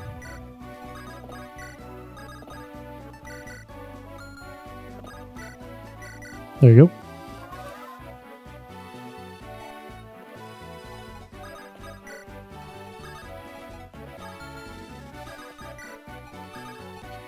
Who is this? This is Vanessa. Actually, how is your speed? Is awful. Your speed is so much better. Okay. I'm kind of hoping that's why she was getting clapped by those Shadow Shot characters. Because of her speed being really low. And I can hopefully just maneuver over with Tana. She does have 12 uses of Vidofnir still, so that should be fine. Oh, how cute. I forgot. Oh, that does not sound like the good beginning of a conversation. I forgot about this, but in Reforged, Femortis has a personal skill that negates all combat skills. So I don't really remember anymore, but I'm pretty sure that means that even Slayer doesn't work against Femortis. They also gave everybody like skills like unique to each character, didn't they? In Reforged? Or am I wrong?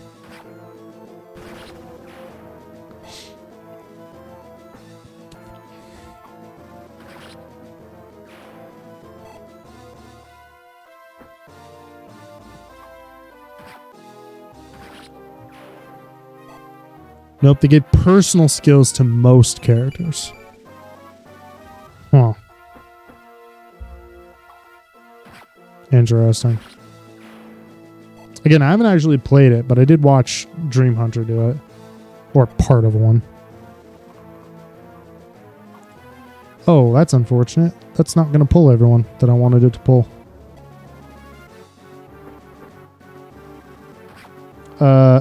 Okay. Bit rude. Get out of here.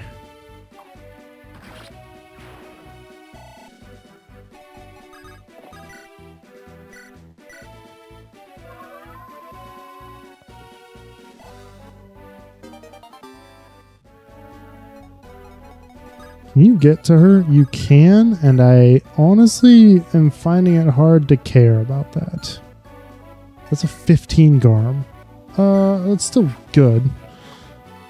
That should be fun. Okay, and then... Hey, that's a useful item. Very nice, especially for Amelia. Let's get your happy behind sprinting onto this side of the map. I know that there's going to be more reinforcements. I cannot find it in my heart to care.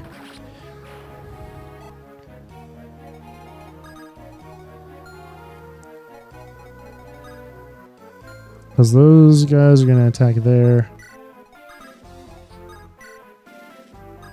I don't know if I really care about dancing anybody up, but I'll do it anyway.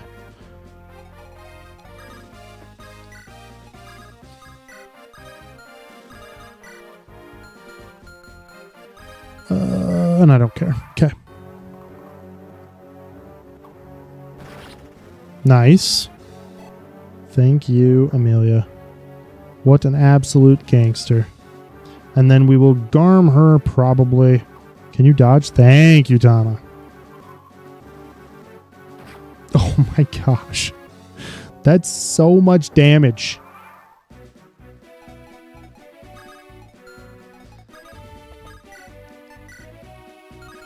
That's also a lot of damage. Holy buckets. That's a Garm if I ever seen one, though. Get out of here. Get out of here. An elixir for you. You'll be fine. You have the HP. You'll be okay. Okay, let's smoke that dude with Vidofnir. Hopefully this next one misses.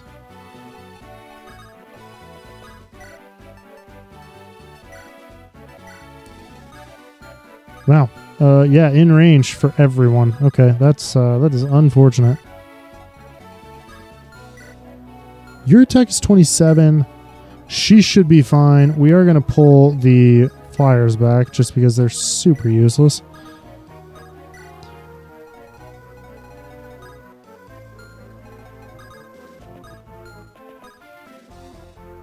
Anyone with the capability to have Kanto, except Lute and Natasha. Anyone who already has Kanto, except La Rochelle and Myrrh, are apparently too good to have personal skills. That seems like a downer.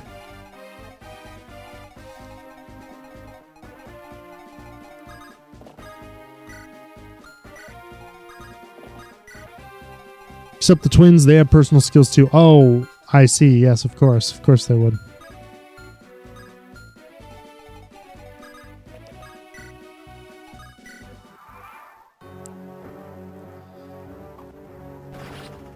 Thank you.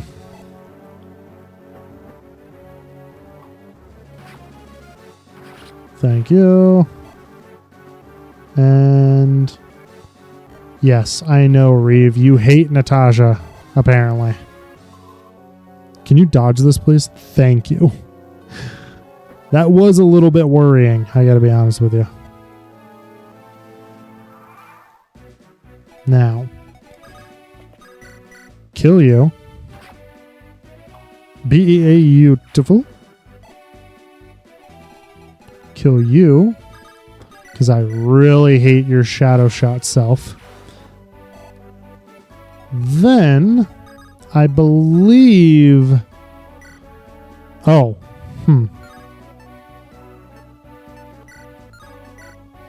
Wow. That's still just shy of 20 damage. Yeah, even Divine doesn't do shit to that. Wow.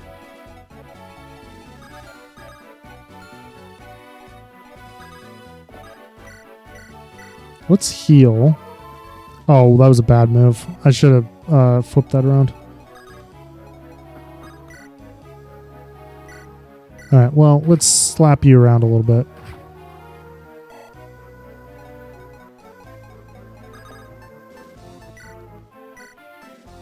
Give Zimbato. Ah, son of a biscuit. Supply. Take. The longbow. Trade to her. Take the longbow. Supply. Can I take back my Zanbato, please? Or, yeah, there it is. Basically, if you have a strength-based unit, the only skill you're allowed to have is Kanto, which comes from your class. Meanwhile, magic-based units are free to have both personal and Kanto. Well, that seems a little bit ridiculous. That'll be 8 damage. That'd be 5 damage. Damn. That sucked.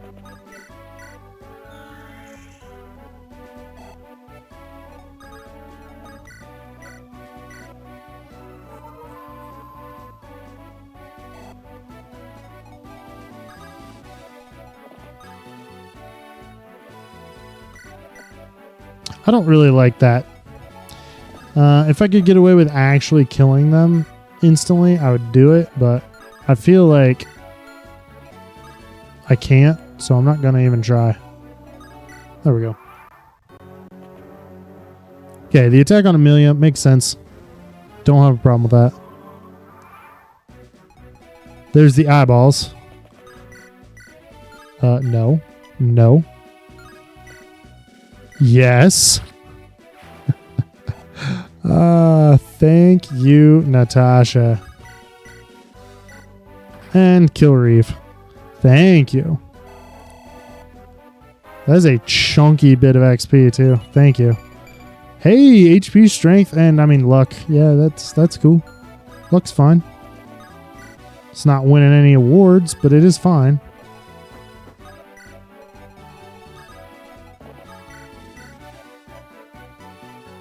There we are.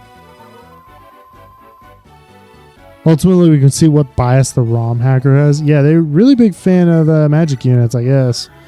Not like magic units aren't literally better than all the other units anyway. It's like in base Fire Emblem 8, sword units got absolutely dumpstered on. They're the only unit that doesn't have a ranged weapon until late game. Honestly, I always thought it was weird. Why didn't they just give them throwing knives? That would have been the solution here. Just give them throwing knives. Make them light, fast, low damage, ranged weapon, just like you did with everything else.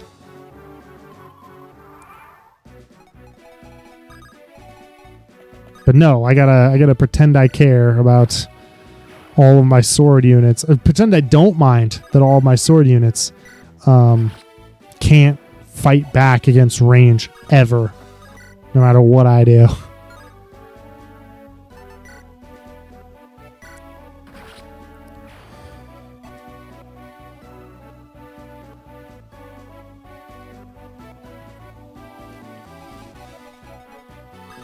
All right, Tana, get down here.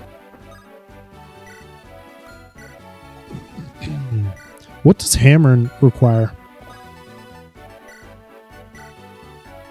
Whoops. Staff C? That's it? Holy hell. That's crazy.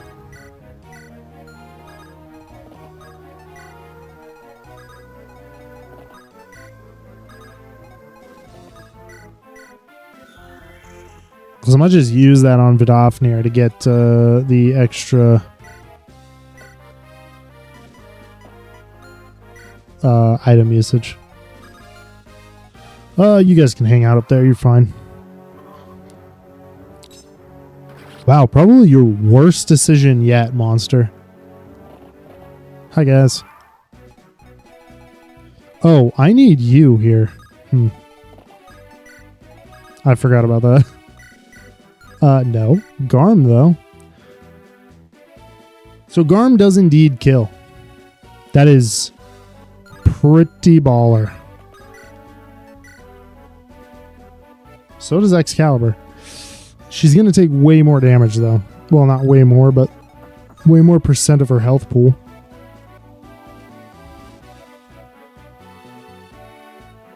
However, I think I'm okay with that. That should be fine.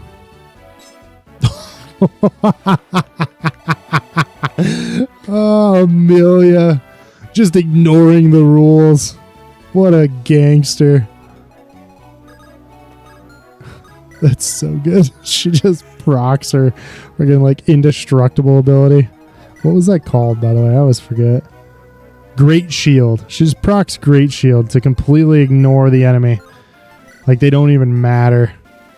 10 out of 10, girl. Hell yeah. What a gangster. The OCs that were added in Reforged really don't make sense to me. They basically added a T0 Merm Thief trainee girl that seems way too happy to join the party. And, for some reason, Fangirl to Amelia. They also added a shaman to the roster whose life was saved by Ardor at one point. And in their conversations, Ardor acts more like Lynn from FE7 than himself while conversing with him. I don't know. Oh, that's a steel bow.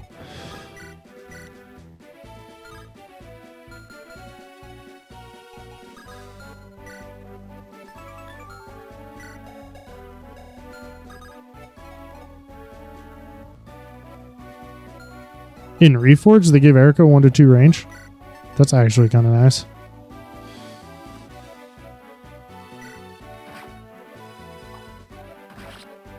Okay.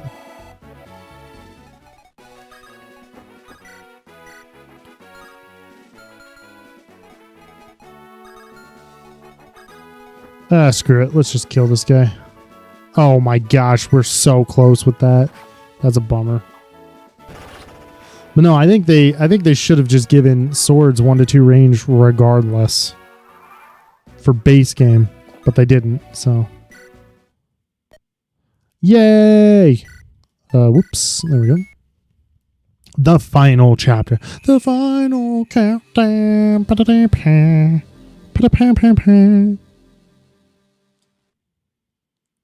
I don't care.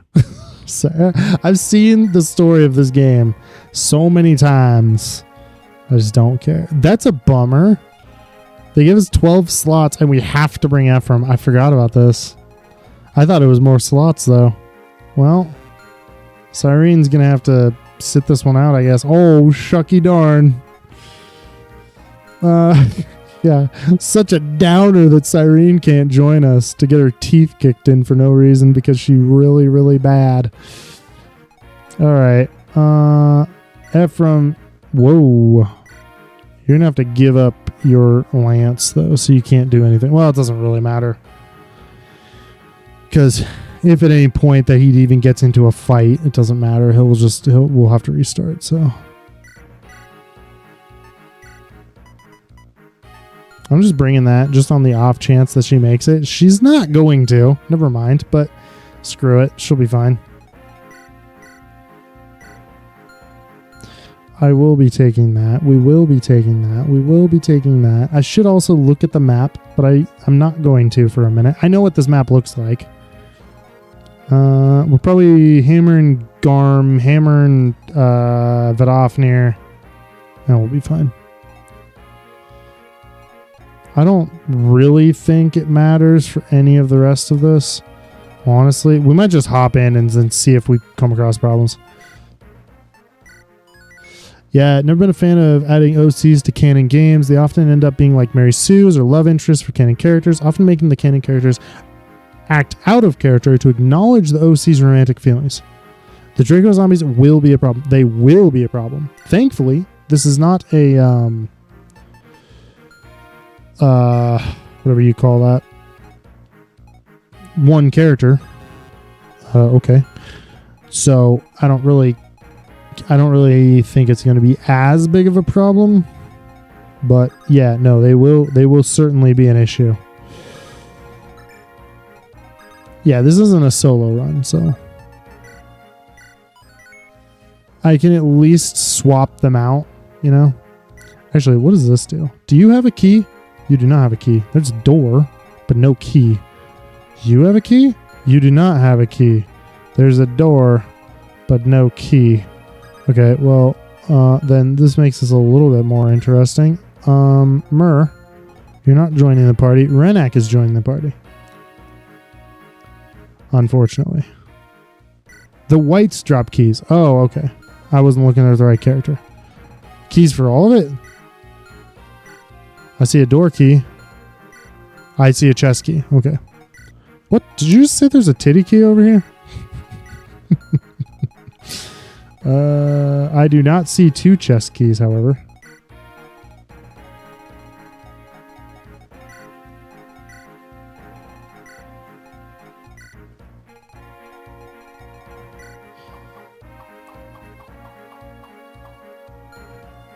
Yep, door.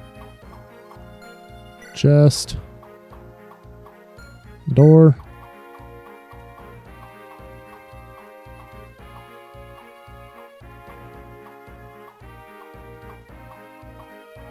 No. Okay, so maybe I have a chest key. I love that the left chest gives a master seal, the right one gives an angelic robe. That is very funny to me. It's like if you haven't promoed one of your units by now, man, what is the point of doing it now? I do have a chest key. Okay. we are going to get that because we have made every effort to get every single chest on every single map as part of our we have to do it all event on my thing. So we're going to get it. As much as I think it's ridiculous. Master Seal is late is very much a slap in the face. Yeah, they didn't give. The worst part is they didn't even give you like just new weapons. You know, I'd have been okay if they were like, yeah, no, here's like a couple killing edges just in case you're having some issues, you know. Okay, so 2 sword users. Let's just get Erica up here. She'll be fine. We'll killing edge it, and if she dies, she dies. Ephraim, yes, fantastic. I don't believe there's any reinforcements on this map. So I am probably not going to push across the bridges, but I will draw in the left-hand guys to fight Amelia. And then Amelia is going to swiftly spin around and fight the other dudes. Are these lances? They are lances. That was a horrible decision I just made. I don't want you using Garm. You'll be totally fine without it. How close do I have to be for hammering? Range of 1. Oh, well, that was a bummer. I should have moved her first.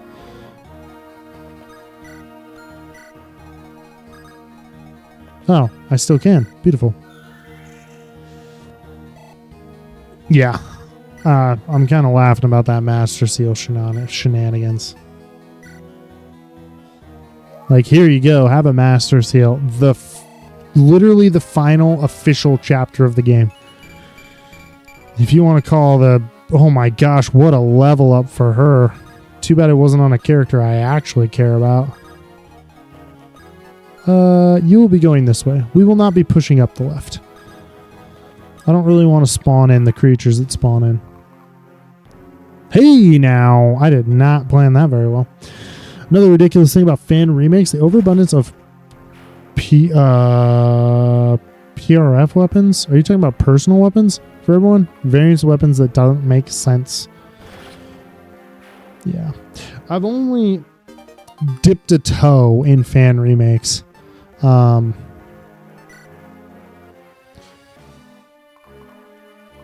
really haven't done much with them because personally I like the game enough on its own for most of these games. You know what I mean? Like, I'm like, yeah, no, this is great. And half the time when you go through a fan remake, you sit there and you go, man, you as a fan, I appreciate that you're a fan and you love the game. But your writing isn't any better than the writing for the story. And so I end up being like, ugh.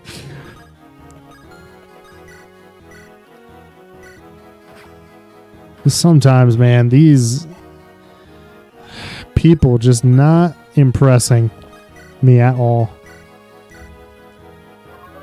But, you know, at least they tried, and they don't have the budget for it, you know, like just average people. They don't have a multi-million-dollar budget. So I get, within reason, them not being super impressive, especially writing wise, but it's like sometimes you're like, brother.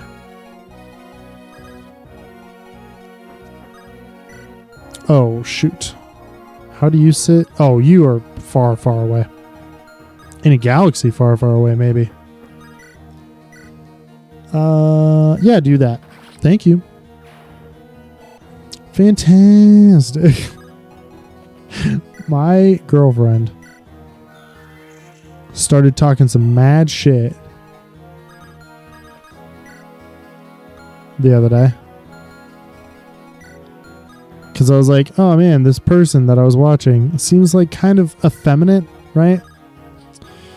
I'm like, I don't really, it's really hard for me to listen to like a quite effeminate males. I don't know why, it just grates on me, you know. Nothing insane, but it's not appealing. And she started making fun of me for saying things like beautiful and fantastic. And I'm like, come on now. That's a bit mean. I don't have the high-pitched voice.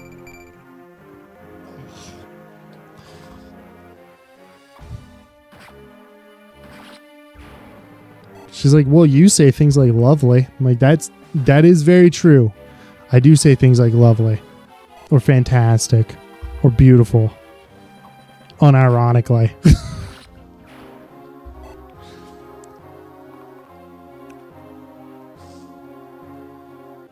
Can you not and say we didn't? Thank you.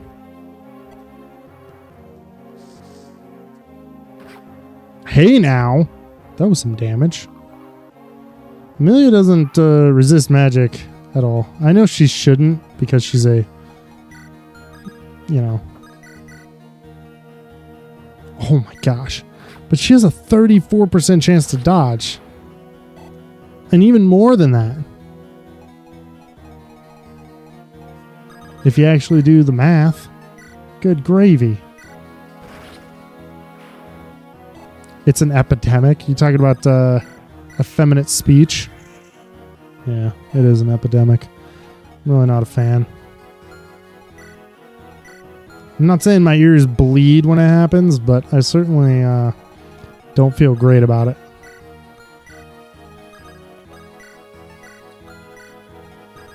Can you make it there now? 1, 2, 3, 4, 5, 6. Oh, you can. Fantastic. Double check the items in Reforged. Added a monster weapon called the Rancid Ooze that has 11 my 85 hit and 14 weight with no effective MT and is described as being able to liquefy flesh. They added a variant to it called Caustic Ooze, which is 1280 and 16. It's described as being able to melt armor. Why isn't it dealing effective MT to everything that isn't a Manakite? If the second thing is literally acidic enough to melt metallic armor, melt through flesh, why wouldn't it just do, why wouldn't it just ignore armor then? That would be my question. Wait, wasn't there a chest key person? Who's got that? You. Tana's got it. Who's got space in their inventory? Does anybody have space in their inventory? Huh. Well, technically... Oh, Tethys does. Mari. Hey there, Maz. How's life? My life is good. How is yours? Please don't try to sell me anything. Thank you. That's like the instant thing I gotta say to people who come in and at me. It's like 99.9% of the time somebody trying to sell me some nonsense. Anyway, how are you? I don't like it when people add nonsensical flavor text. That is a fair point.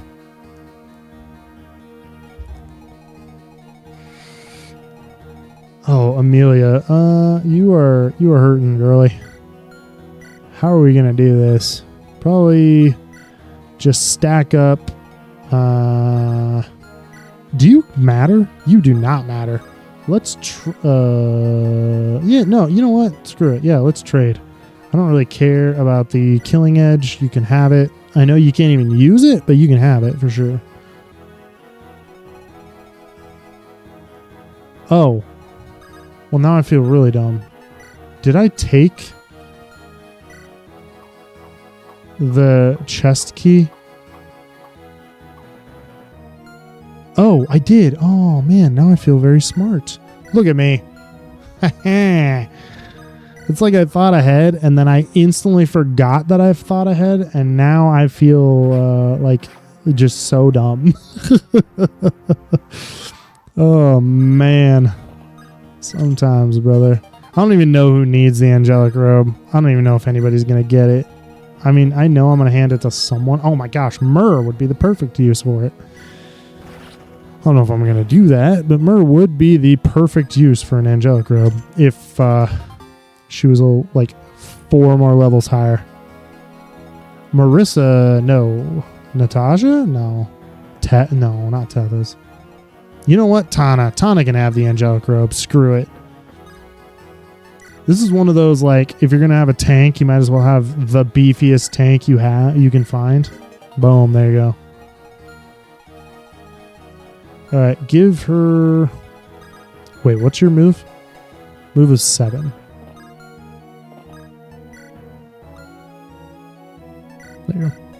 That should be fine. Although it doesn't really matter. Tethys is already basically as max level as she's going to get. One more level isn't going to help. Yeah, brother, come get some. Goodbye. How long have we been on? Oh, 2 hours and some change it took me to get through that other map. Man, this is how you know I'm just not very good at this game. But we're going to go this way because I don't really want to trigger the enemies on this side. So we are not going to go up that side. Okay, and then next turn we'll run Tana up here to kill this thing. Because none of the... Let's be 100% real about this. Outside of Morva and maybe that Sword Reaver, but since I'm going to have Tana doing it with Vidofnir, Sword Reaver doesn't matter. In fact, Sword Reaver will actually help us. I want to just kind of take a gander at our damage here. 22, 44 damage, half their health, but it will instantly kill her, so that's not happening. Okay, you'll kill. Okay, that's fantastic. Move you out of the way. Get you in here. And we'll move her up enough to give HP to loot. Oh yeah, oh yeah, oh yeah, oh yeah. I've got it, boys. It's right up in my dome piece. Don't you worry. I got it. So, you ready? It's going to go like that. She's going to pop that Excalibur to one round him. Are you max level? You're not even max level. That is so fan-freaking-tastic. Not even max level. 75-ish% chance to hit when you do the math. And she dodged like an absolute beast. Oh my gosh, Loot. You're so good. And the rest of these guys don't even matter. Get in here. How do you like your face? Hope you like it just crushed into pieces on the ground. Get out of here. Oh, that's beautiful. I don't even have to do nothing. Holy buckets. Dude, that's great. Let's get you rolling. Let's get you rolling. Sweet, sweet mend on Amelia. Because she did get her teeth kicked in a little bit. Just a little bit. And then throw Amelia forward. Beautiful. Dude, that was fantastic. I forget how absolutely beastly Loot is.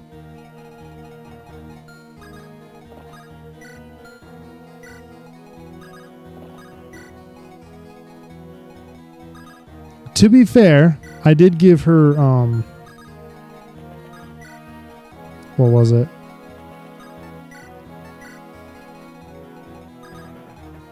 A couple like a speed wing so that she'd be a little faster, but gosh dang. Just capped out magic and Excalibur, being able to just slaughter that dude. So good. Morganamone FEA ROM hack. It was meant to test out how Amelia, Ewan, and Marissa and Cyrene would be with better availability. However, it's evolved into a rewrite of the lore and story to try to make the plot and lore not so as contrived and nonsensical. Well, that is very fascinating. You will have to let me know when it is finished, because I do think that the lore in this game could use some assistance. All right.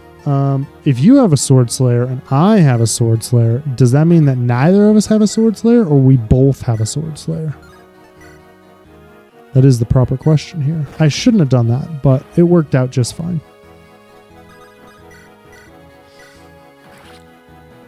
And I could have just taken the Axe Reaver over instead. Strength, skill. How close are we? Your strength caps at 24? Huh. Your speed capped at 29. Your luck is almost capped. Tana, what an absolute mad lad. Is that far above her averages? It feels like it is, but I'm not 100% sure. I don't really know what her averages sit at, to be fair.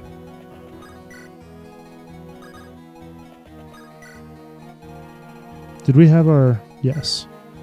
Steel, steel, axe reaver, steel, and then more of a 2.0.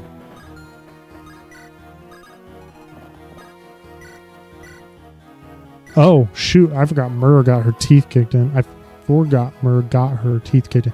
Yeah, no, that's the right word. That I was looking for. Come and get some. You can't resist. Oof.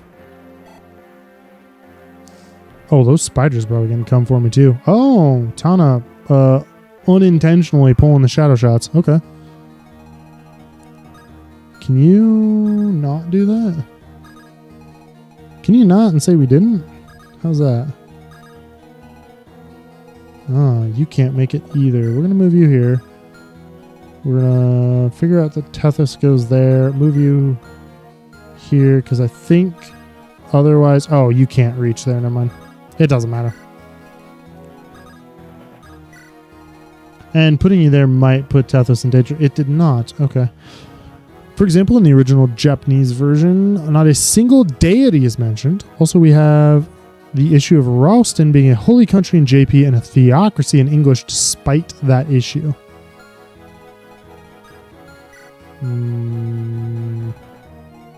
Wait, is there a deity mentioned in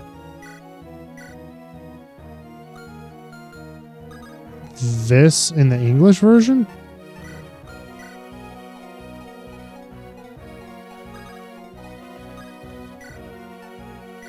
I don't really feel like that's... To be fair, that feels like a relatively minor issue. Right?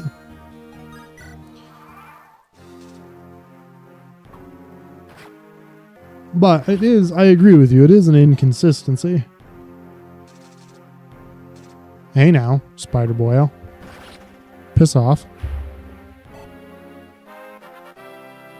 I just can't remember if there's a deity mentioned. Come on, Amelia. At least pretend that you care.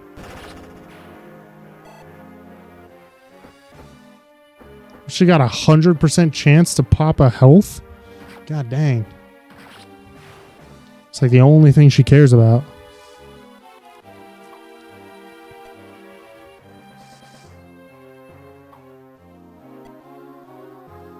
Okay, we're going to swap those two, I think, because...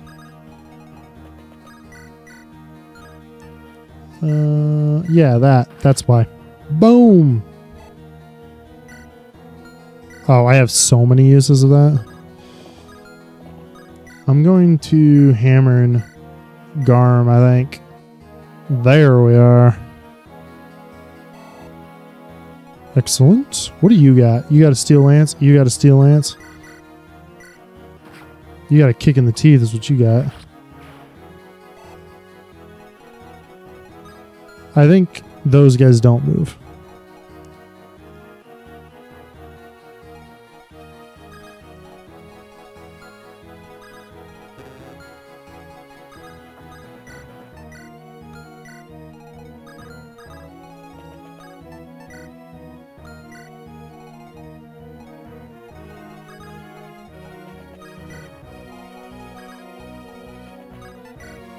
In English, the cavaliers that escort Dussel mention that the gods bless him or something to that effect.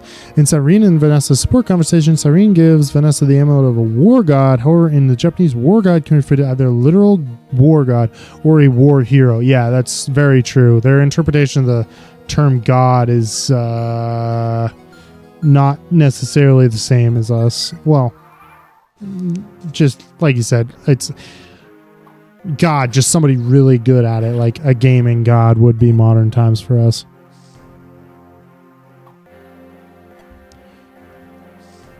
Rather than a literal term of, no, it is a deity.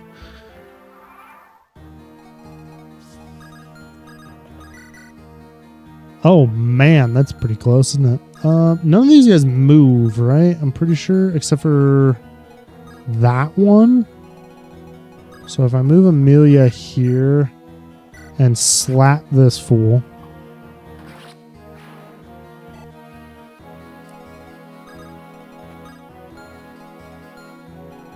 We should be fine.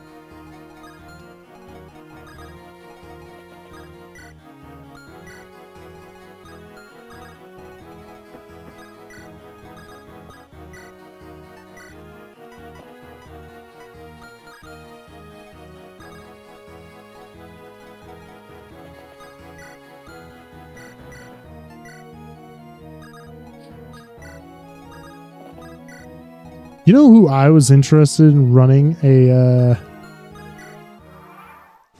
solo run in? And it's obviously not going to happen right now, but was it Arter that I was thinking of? I think it was Arter. Honestly, I think it would be super cool to be able to do it with Natasha, but you can't without some shenanigans at play, you know? Because that's not how real life works. You can't have a healer solo run the game. Just because Natasha has the potential for insane amounts of damage, you just never really see her get to that potential because she's a healer.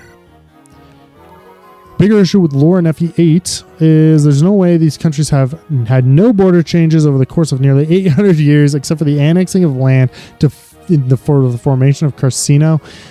Even then, Carcino's location doesn't make sense because it only truly borders two countries, Frelia and Gehenna, despite being a mercantile country. But it does border the ocean, right? Doesn't it? So it could be a maritime nation. In history, Venice only bordered a small number of nations in Italy, and they were a massive power. Same with Genoa.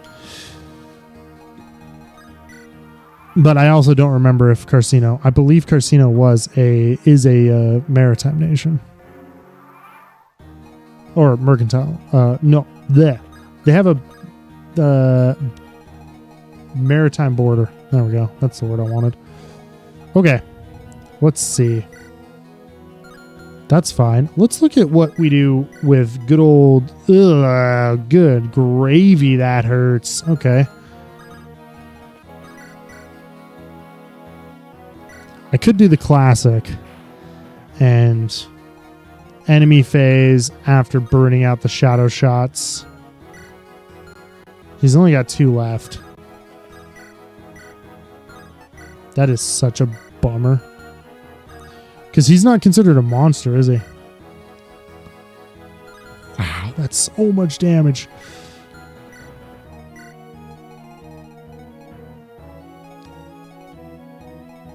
What's your strength? What? 23. Yours is 22. Let's just bait out the shadow shots. Get those out of the way. So then I can just collapse on this dude with all of these guys. Except Italy has the luxury of being near the center of the Mediterranean. Grado can't be reached without going through Gehenna. That's true. Rennes can only be reached through Frelia or Gehenna due to the mountain range that separates Carcino and Rennes. Oh yeah, that's fair. And the only countries that would be accessible anyway via a maritime border would be accessible via land. Yeah, that's true. That does not make a whole lot of sense. All right.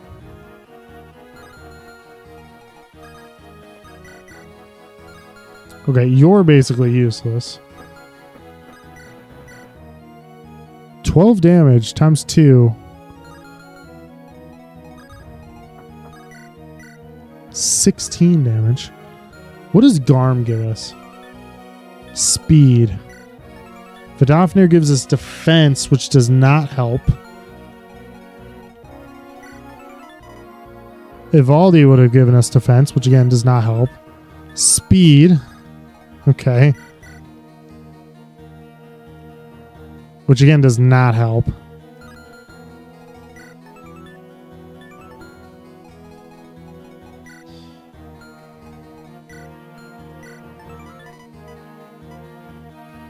strength.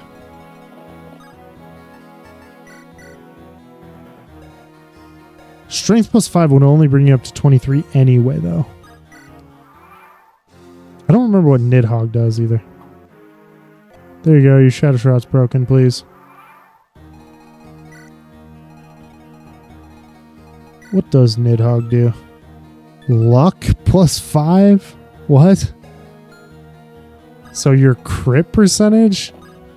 Huh. Kind of an interesting thing there. Siegelind.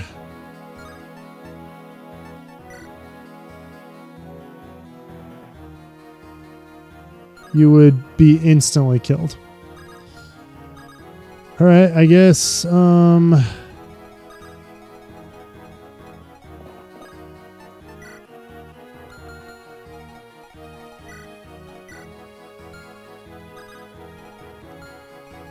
I mean, I don't know. I guess just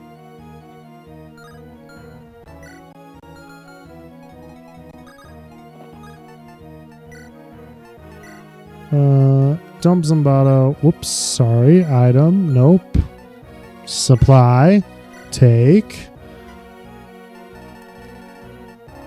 Pure water. Trade to her. Yeah, that's fine.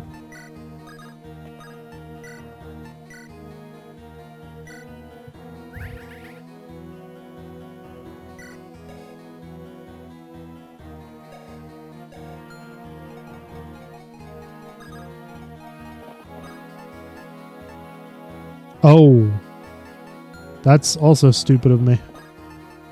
Do pure water and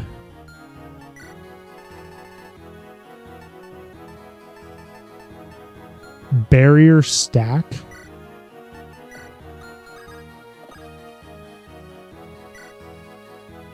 I'm now interested.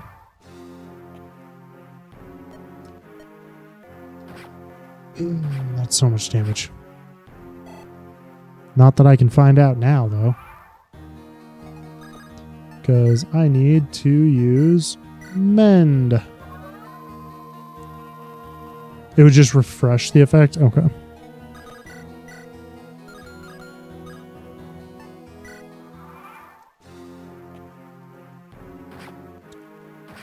If it's stacked, that would have been cool.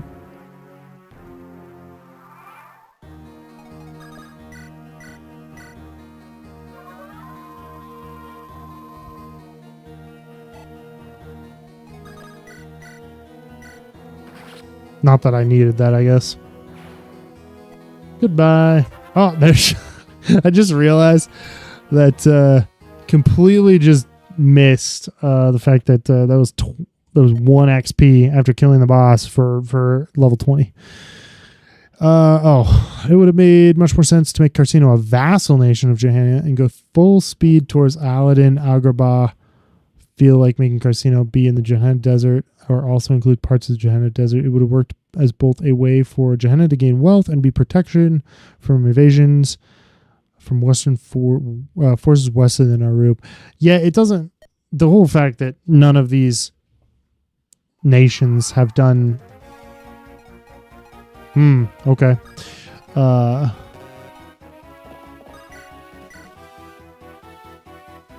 Wow. Have had any conflicts. It's just absolute ridiculousness. Wow.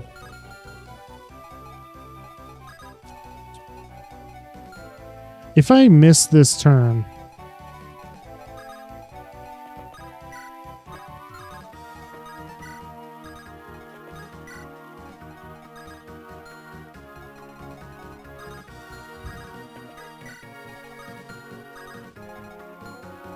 because he won't come after me, right?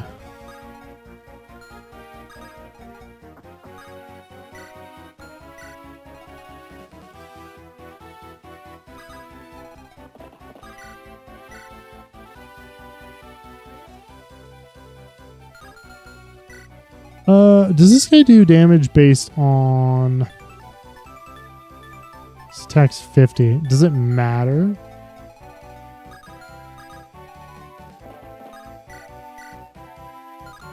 It must matter. Yeah, they weren't overly concerned with logistics.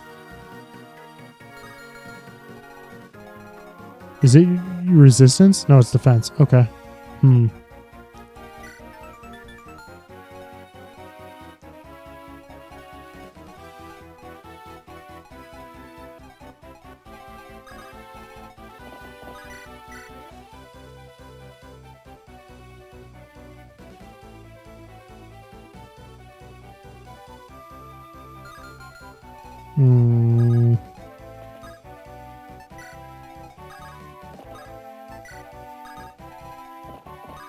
I think I can just attack you with this and then leave, because you don't fight this next turn, right?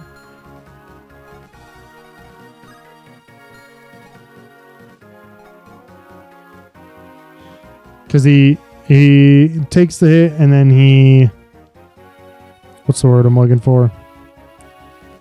He summons all of his little boys.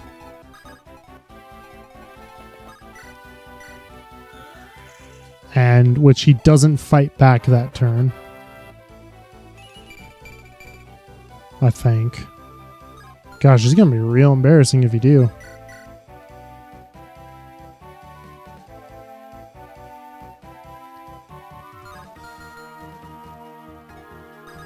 Because I was going to be like, oh, I can bury her. I can't bury her.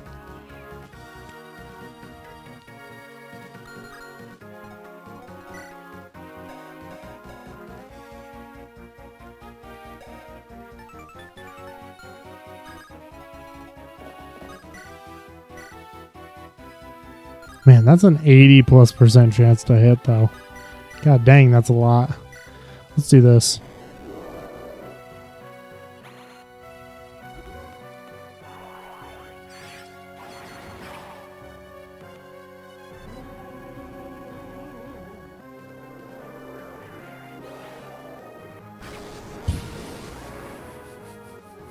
Oh my, good gravy. Have some health. It's a start.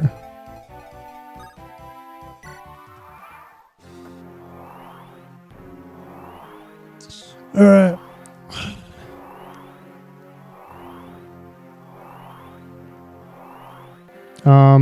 They just walled off. They just entirely walled off. Poor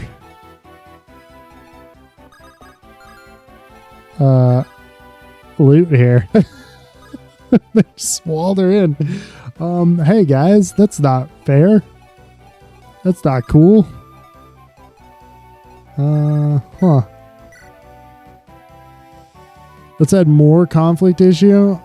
Seth Garcia, Orson, Duasel, and Dazla are/were generals. However, there have been 0 military conflicts prior to the Great invasion, so the only people that would have been defending against would have been bandits. What also makes it even less sense is that Gehenna's primary export is manpower, and Garrick, Joshua, Carlisle, Kalak, and Ayaz were our mercenaries legends in Gehenna even prior to the Great invasion. How are these people so skilled, strong, or competent, only being tested by bandits? To be fair, all of this hinges on the fact that you're viewing them as competent. If you take the average competency and view it in the sense of these men have never seen combat before, right?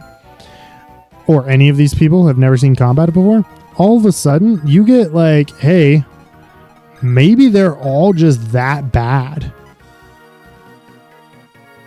You know what I mean? Instead of viewing it as, man, these guys, how did they get so good doing this? It's like, well, actually, maybe they're just that bad.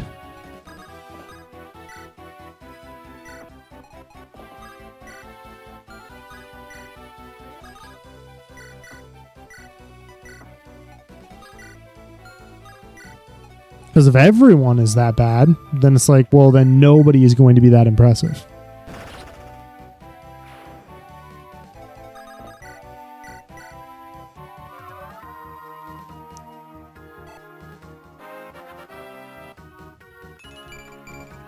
Magic and resistance. You know what? Fair enough. My little corner of people who don't want to get hurt.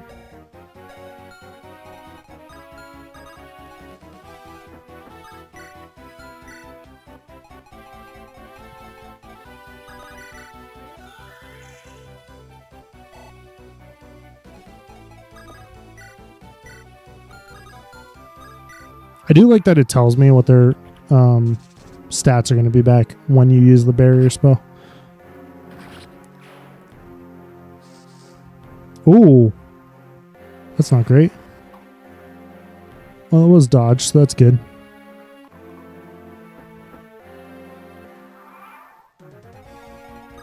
I'm just going to go ahead and clear out all these guys so we don't have to worry about it. Because do keep in mind, even though Seth was considered a general, he was only level 1 paladin. So that does kind of match up with him not exactly being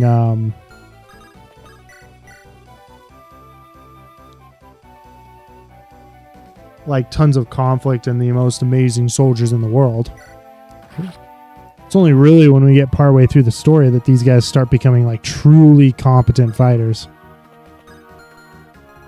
I don't want to get close here. Oh, I do have the ability though to attack from range for this guy.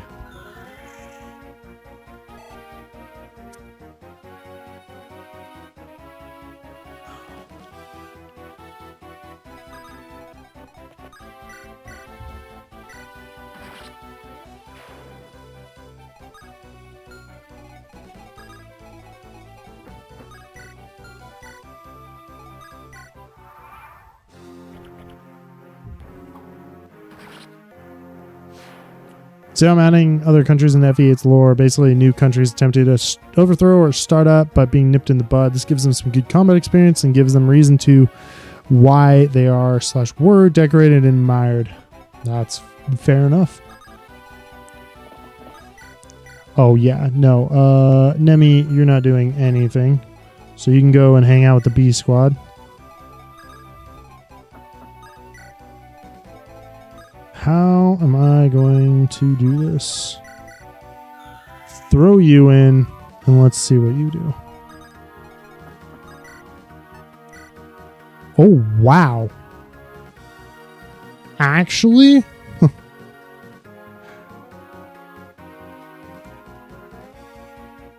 Yeah, let's do that.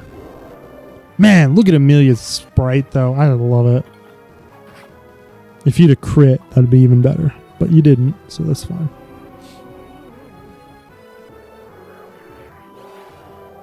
Or a dodge. You had the opportunity. To be fair, you did double, so I'll take that. Plus, the next time you go.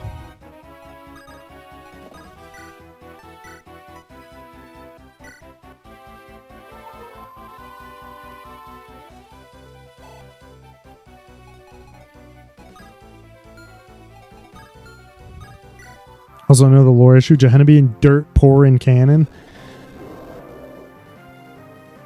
You're in the desert. You can export salt. You should be dang rich because everyone needs food preservations. And, I mean, historically, you have good old, what's his dingus? Molly. What was his name? The leader of Molly. Who was incredibly wealthy. Throughout the desert. It's not like desert nations haven't been known for being rich before. All right, Amelia, take us home.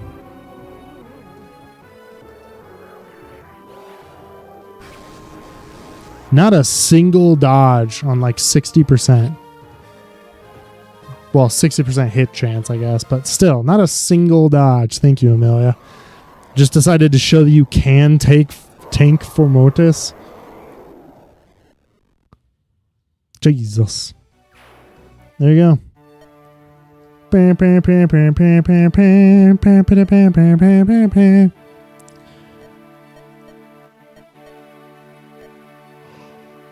There we go. That is it, boys. Mission accomplished. None of the people died. None of the ladies died. None of the people in general died. We recruited everybody. None of them died. No men got experience. Beautiful. Yeah, no, I know there's tons of lore issues with the base game.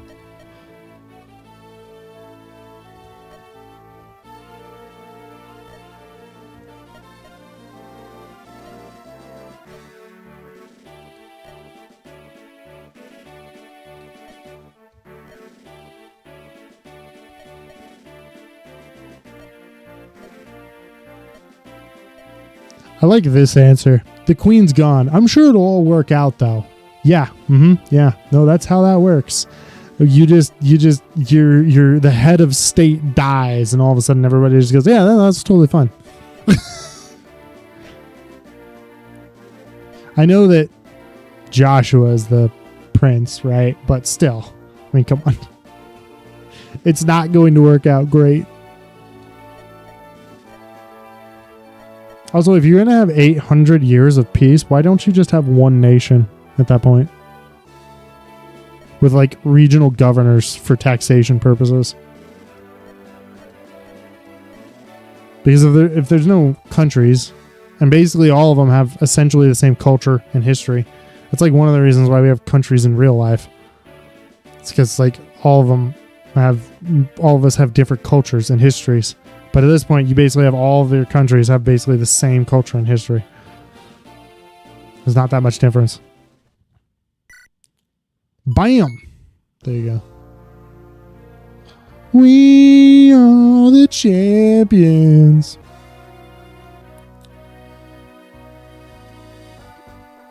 Oh, really now? What shenanigans were you trying to say? That's the question here. Oh, gosh. This is always the tough part for me. Oh, yeah.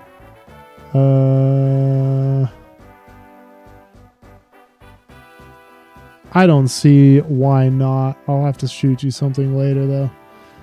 But no, I put that in auto mod because you would not believe how many spam bot accounts use that exact word. But yeah, fantastic. We are finished. Not that I necessarily am the best person probably for looking through FE8 or Fire Emblem in general, because it is one of my favorite Discord.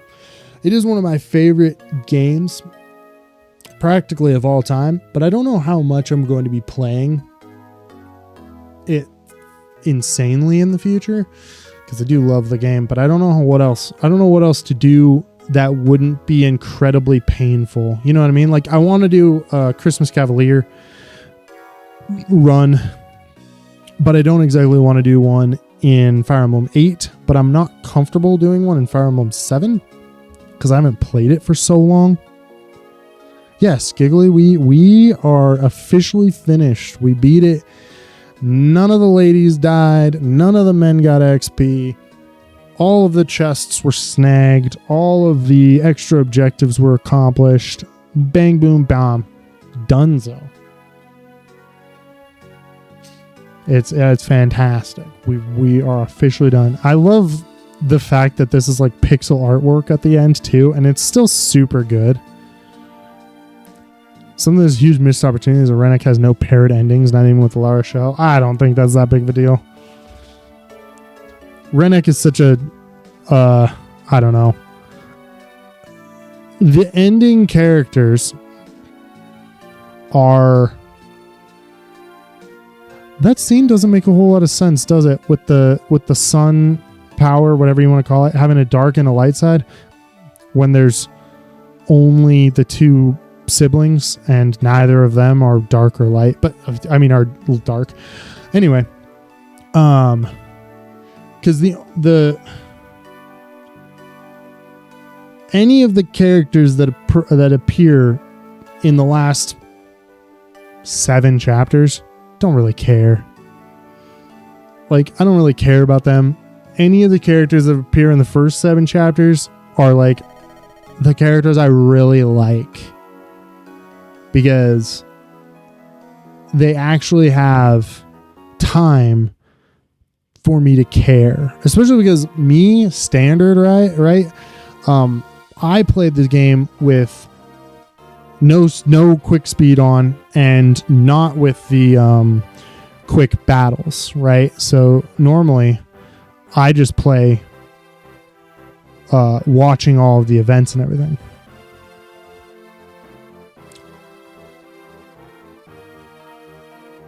So you get to kind of enjoy more of the battles. Zero, good on you. You get to kind of like get more attached to the characters. And once you hit the end game, I don't really care that Renak or Cyrene don't really get a whole lot of growth. You're like, I don't really care because they come so late in the game. Just quit giving me new characters that late in the game. Let me enjoy the characters I have and give me items to upgrade them. Like, that's all I want. Yeah, there we go. Hardest difficulty done. All additional chapter goals are done. All the characters survived. We didn't cheese anything. No grinding. Female cast only. We did great. We did fantastic. Like I was saying earlier, I'm not 100% sure what the plan is for the future. We're probably going to end it here pretty soon just because I didn't have anything planned. I thought this, honestly, I thought this was going to take both longer and shorter. I thought the last mission I'd have to restart a couple times because I thought I was going to play it worse, but we did all right, honestly. And then I wasn't expecting that other mission to be 3 restarts because of my own idiocy. But like I said, I'm not 100% sure what the plan is for continuing with Fire Emblem. I might dip back to Fire Emblem 6 or Fire Emblem 7 if I can get the stuff for that going. And if not, I don't know what my plan would be for like another run in Fire Emblem 8 other than doing the Reforged. But like I said, we just finished, so I'm in no hurry to dump right back into it. We do have Vintage Story. I also have... I was going to look for that game. I don't remember what the heck it was called, though. But we have Banner of the Maid. We have Vintage Story. Technically, I do own Atomfall. We could play Atomfall and just not play another tactics game for a minute. It is always possible. I am not bound. I also have Yggdra Union, which might be something interesting, but I am not bound to only playing tactics games. Believe it or not, I do enjoy a variety of other games. Like Empire Shall Fall is a game that we saw, although this is a tactics game, to be fair. I said, oh no, I'm not, I don't have to play tactics games. Instantly just bring up another tactics game for no reason. But we could play Empire Shall Fall. It looks interesting. It's very simple looking. It's kind of like Advance Wars. But the only thing I've seen that's negative is mediocre story and potential crashes. Something I've also been working on is making Carlisle, Hayden, and Mansell recruitable in both routes, while making Binks and Pablo recruitable in Erica, and Glenn and Selena recruitable in Ephraim.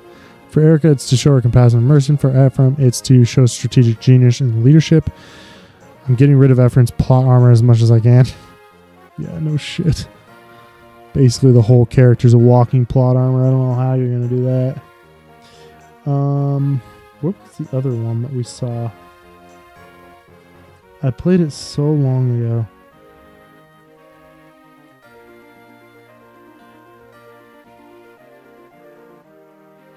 I just remember it's got ladies on it.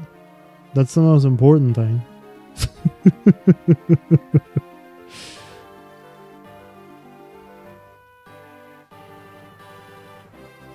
No, no, no, no. Not Shin Megami Tensei.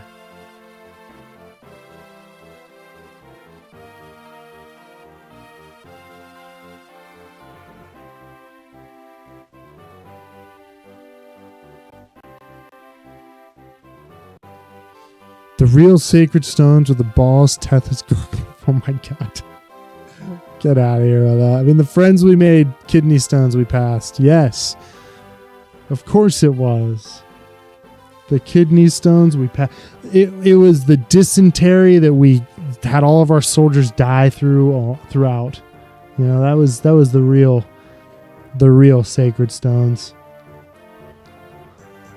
The dysentery that actually killed the other 2/3 of the army that was supposed to come with us.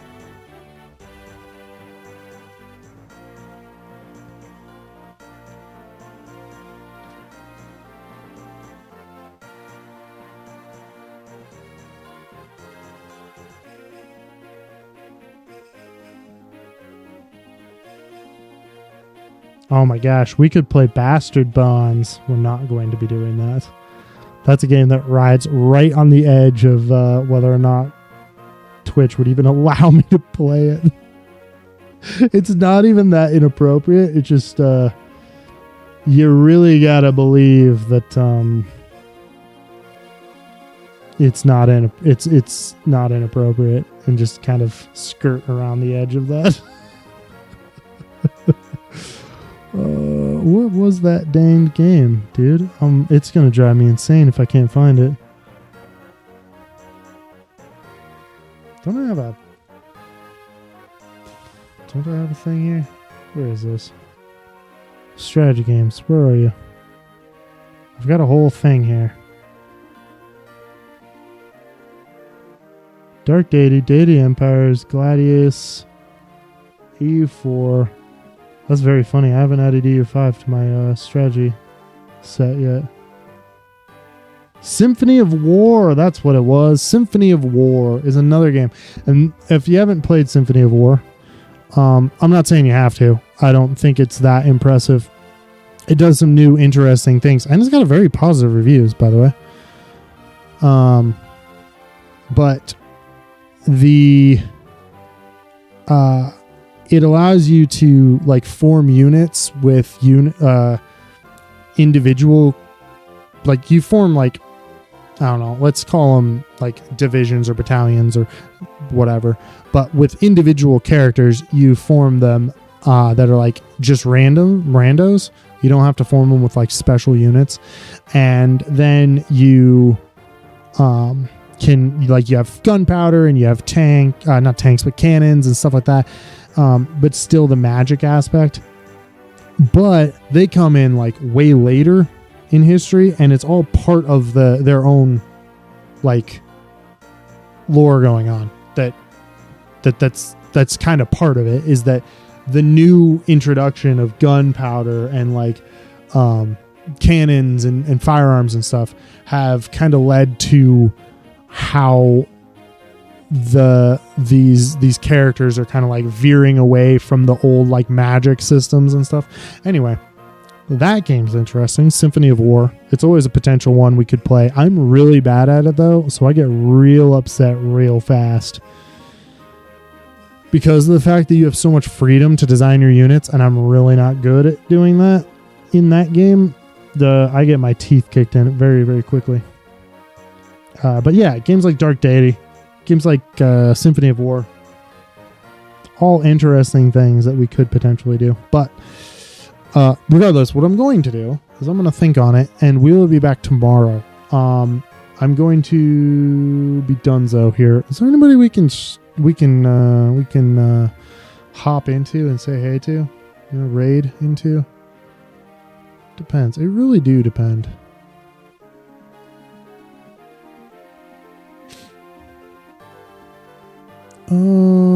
Let's see.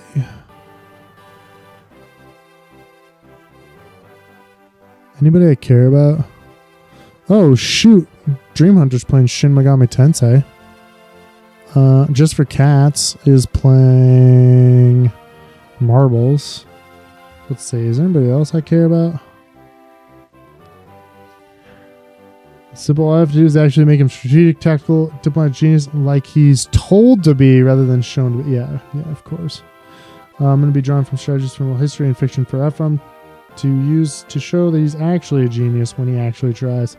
Yeah, he comes across as definitely the male version of a Mary Sue within the game. You know what I mean? Just like, oh yeah, he's super genius. It's like, okay, cool. How does that make sense? Don't know. Oh, fantastic. Like, thanks. Holy buckets. This lady's playing Fear and Hunger. That's gnarly.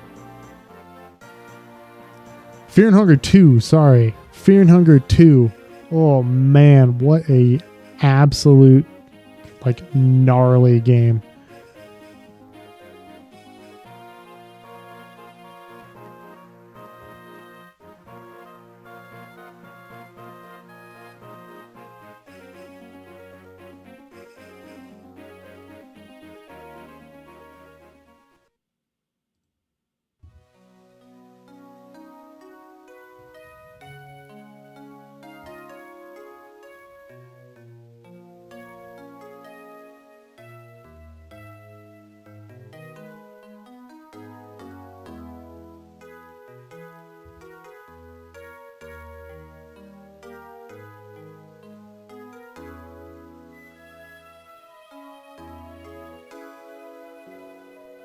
Okay. Wow. What genius? Guy literally just enters the impregnable fortress through the front door, manages to not get his ship capsized for being boarded by a ton of monsters. Yeah, and didn't do anything. I know. I was tempted to actually play through the Sacred Stones again and choose Ephraim's route instead. But I don't know what kind of theme I'd want to go with it. You know what I mean? Because that's half of what I want to do is like the theme stuff with challenges rather than just playing through. The only thing I could think of to do would be to do Ephraim plus the apprentice classes or your only characters. But I'd have to get through without modding, and I don't want to do a bunch of modding. Without modding, you can't really get through the beginning of the game until you'd have to basically skip to chapter 1? No. 2, right? Was where you meet Ross. And then just get Ross to carry you through the rest of the game.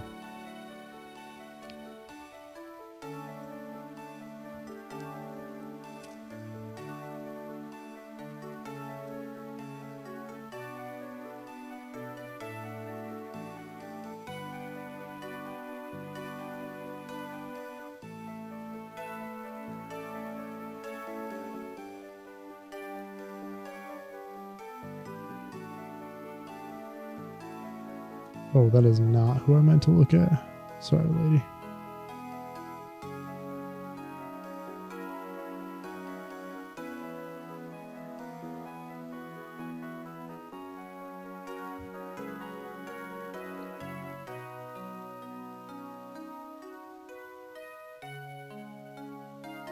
I hate that. All right.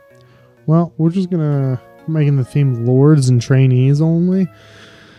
The super trainee for the trainees. How do you promote a super trainee? Do you just not promote them? I don't remember. I could do that.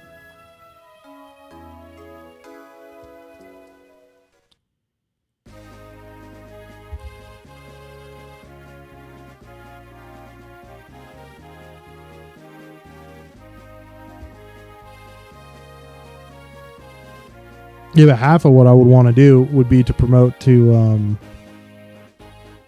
clearing both routes in my save file.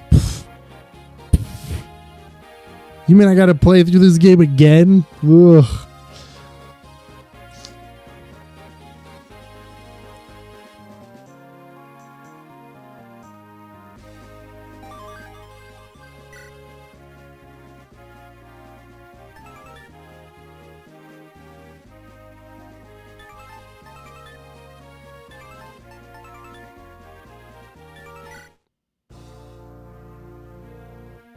That's not what I meant to do.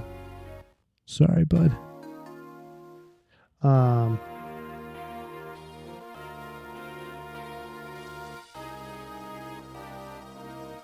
Also, you can just patch it. Yeah, that's fair. Huh. Well, I don't know. I'll find out. I'll figure something out. Like I said, we might just be continuing temple. Jesus. Rampart, you were getting wild today. You hear that? But we might just play one of the other Fire Emblems, either 6 or 7, and just play it normally because I haven't played those in a long time. So it'd just be not a challenge. Well, not a challenge run. It would be a challenge for me. We'd probably just play it on the hardest difficulty and then attempt to save everyone, which is just the normal way I play. But we are just going to raid into Dream Hunter because he's the only one here who's close to the size of little old me, and that looks like they're not a e-girl. I gotta be honest. Or we could raid Just for Cats, but I literally just did raid Just for Cats like yesterday. Maybe? I don't know. You know what? Screw it. I'm making the decision. Where is he? And he's playing Shin Megami Tensei. So there you go. We'll pop in. We'll say hey. But yeah, so we'll be back on tomorrow. Hopefully relatively early.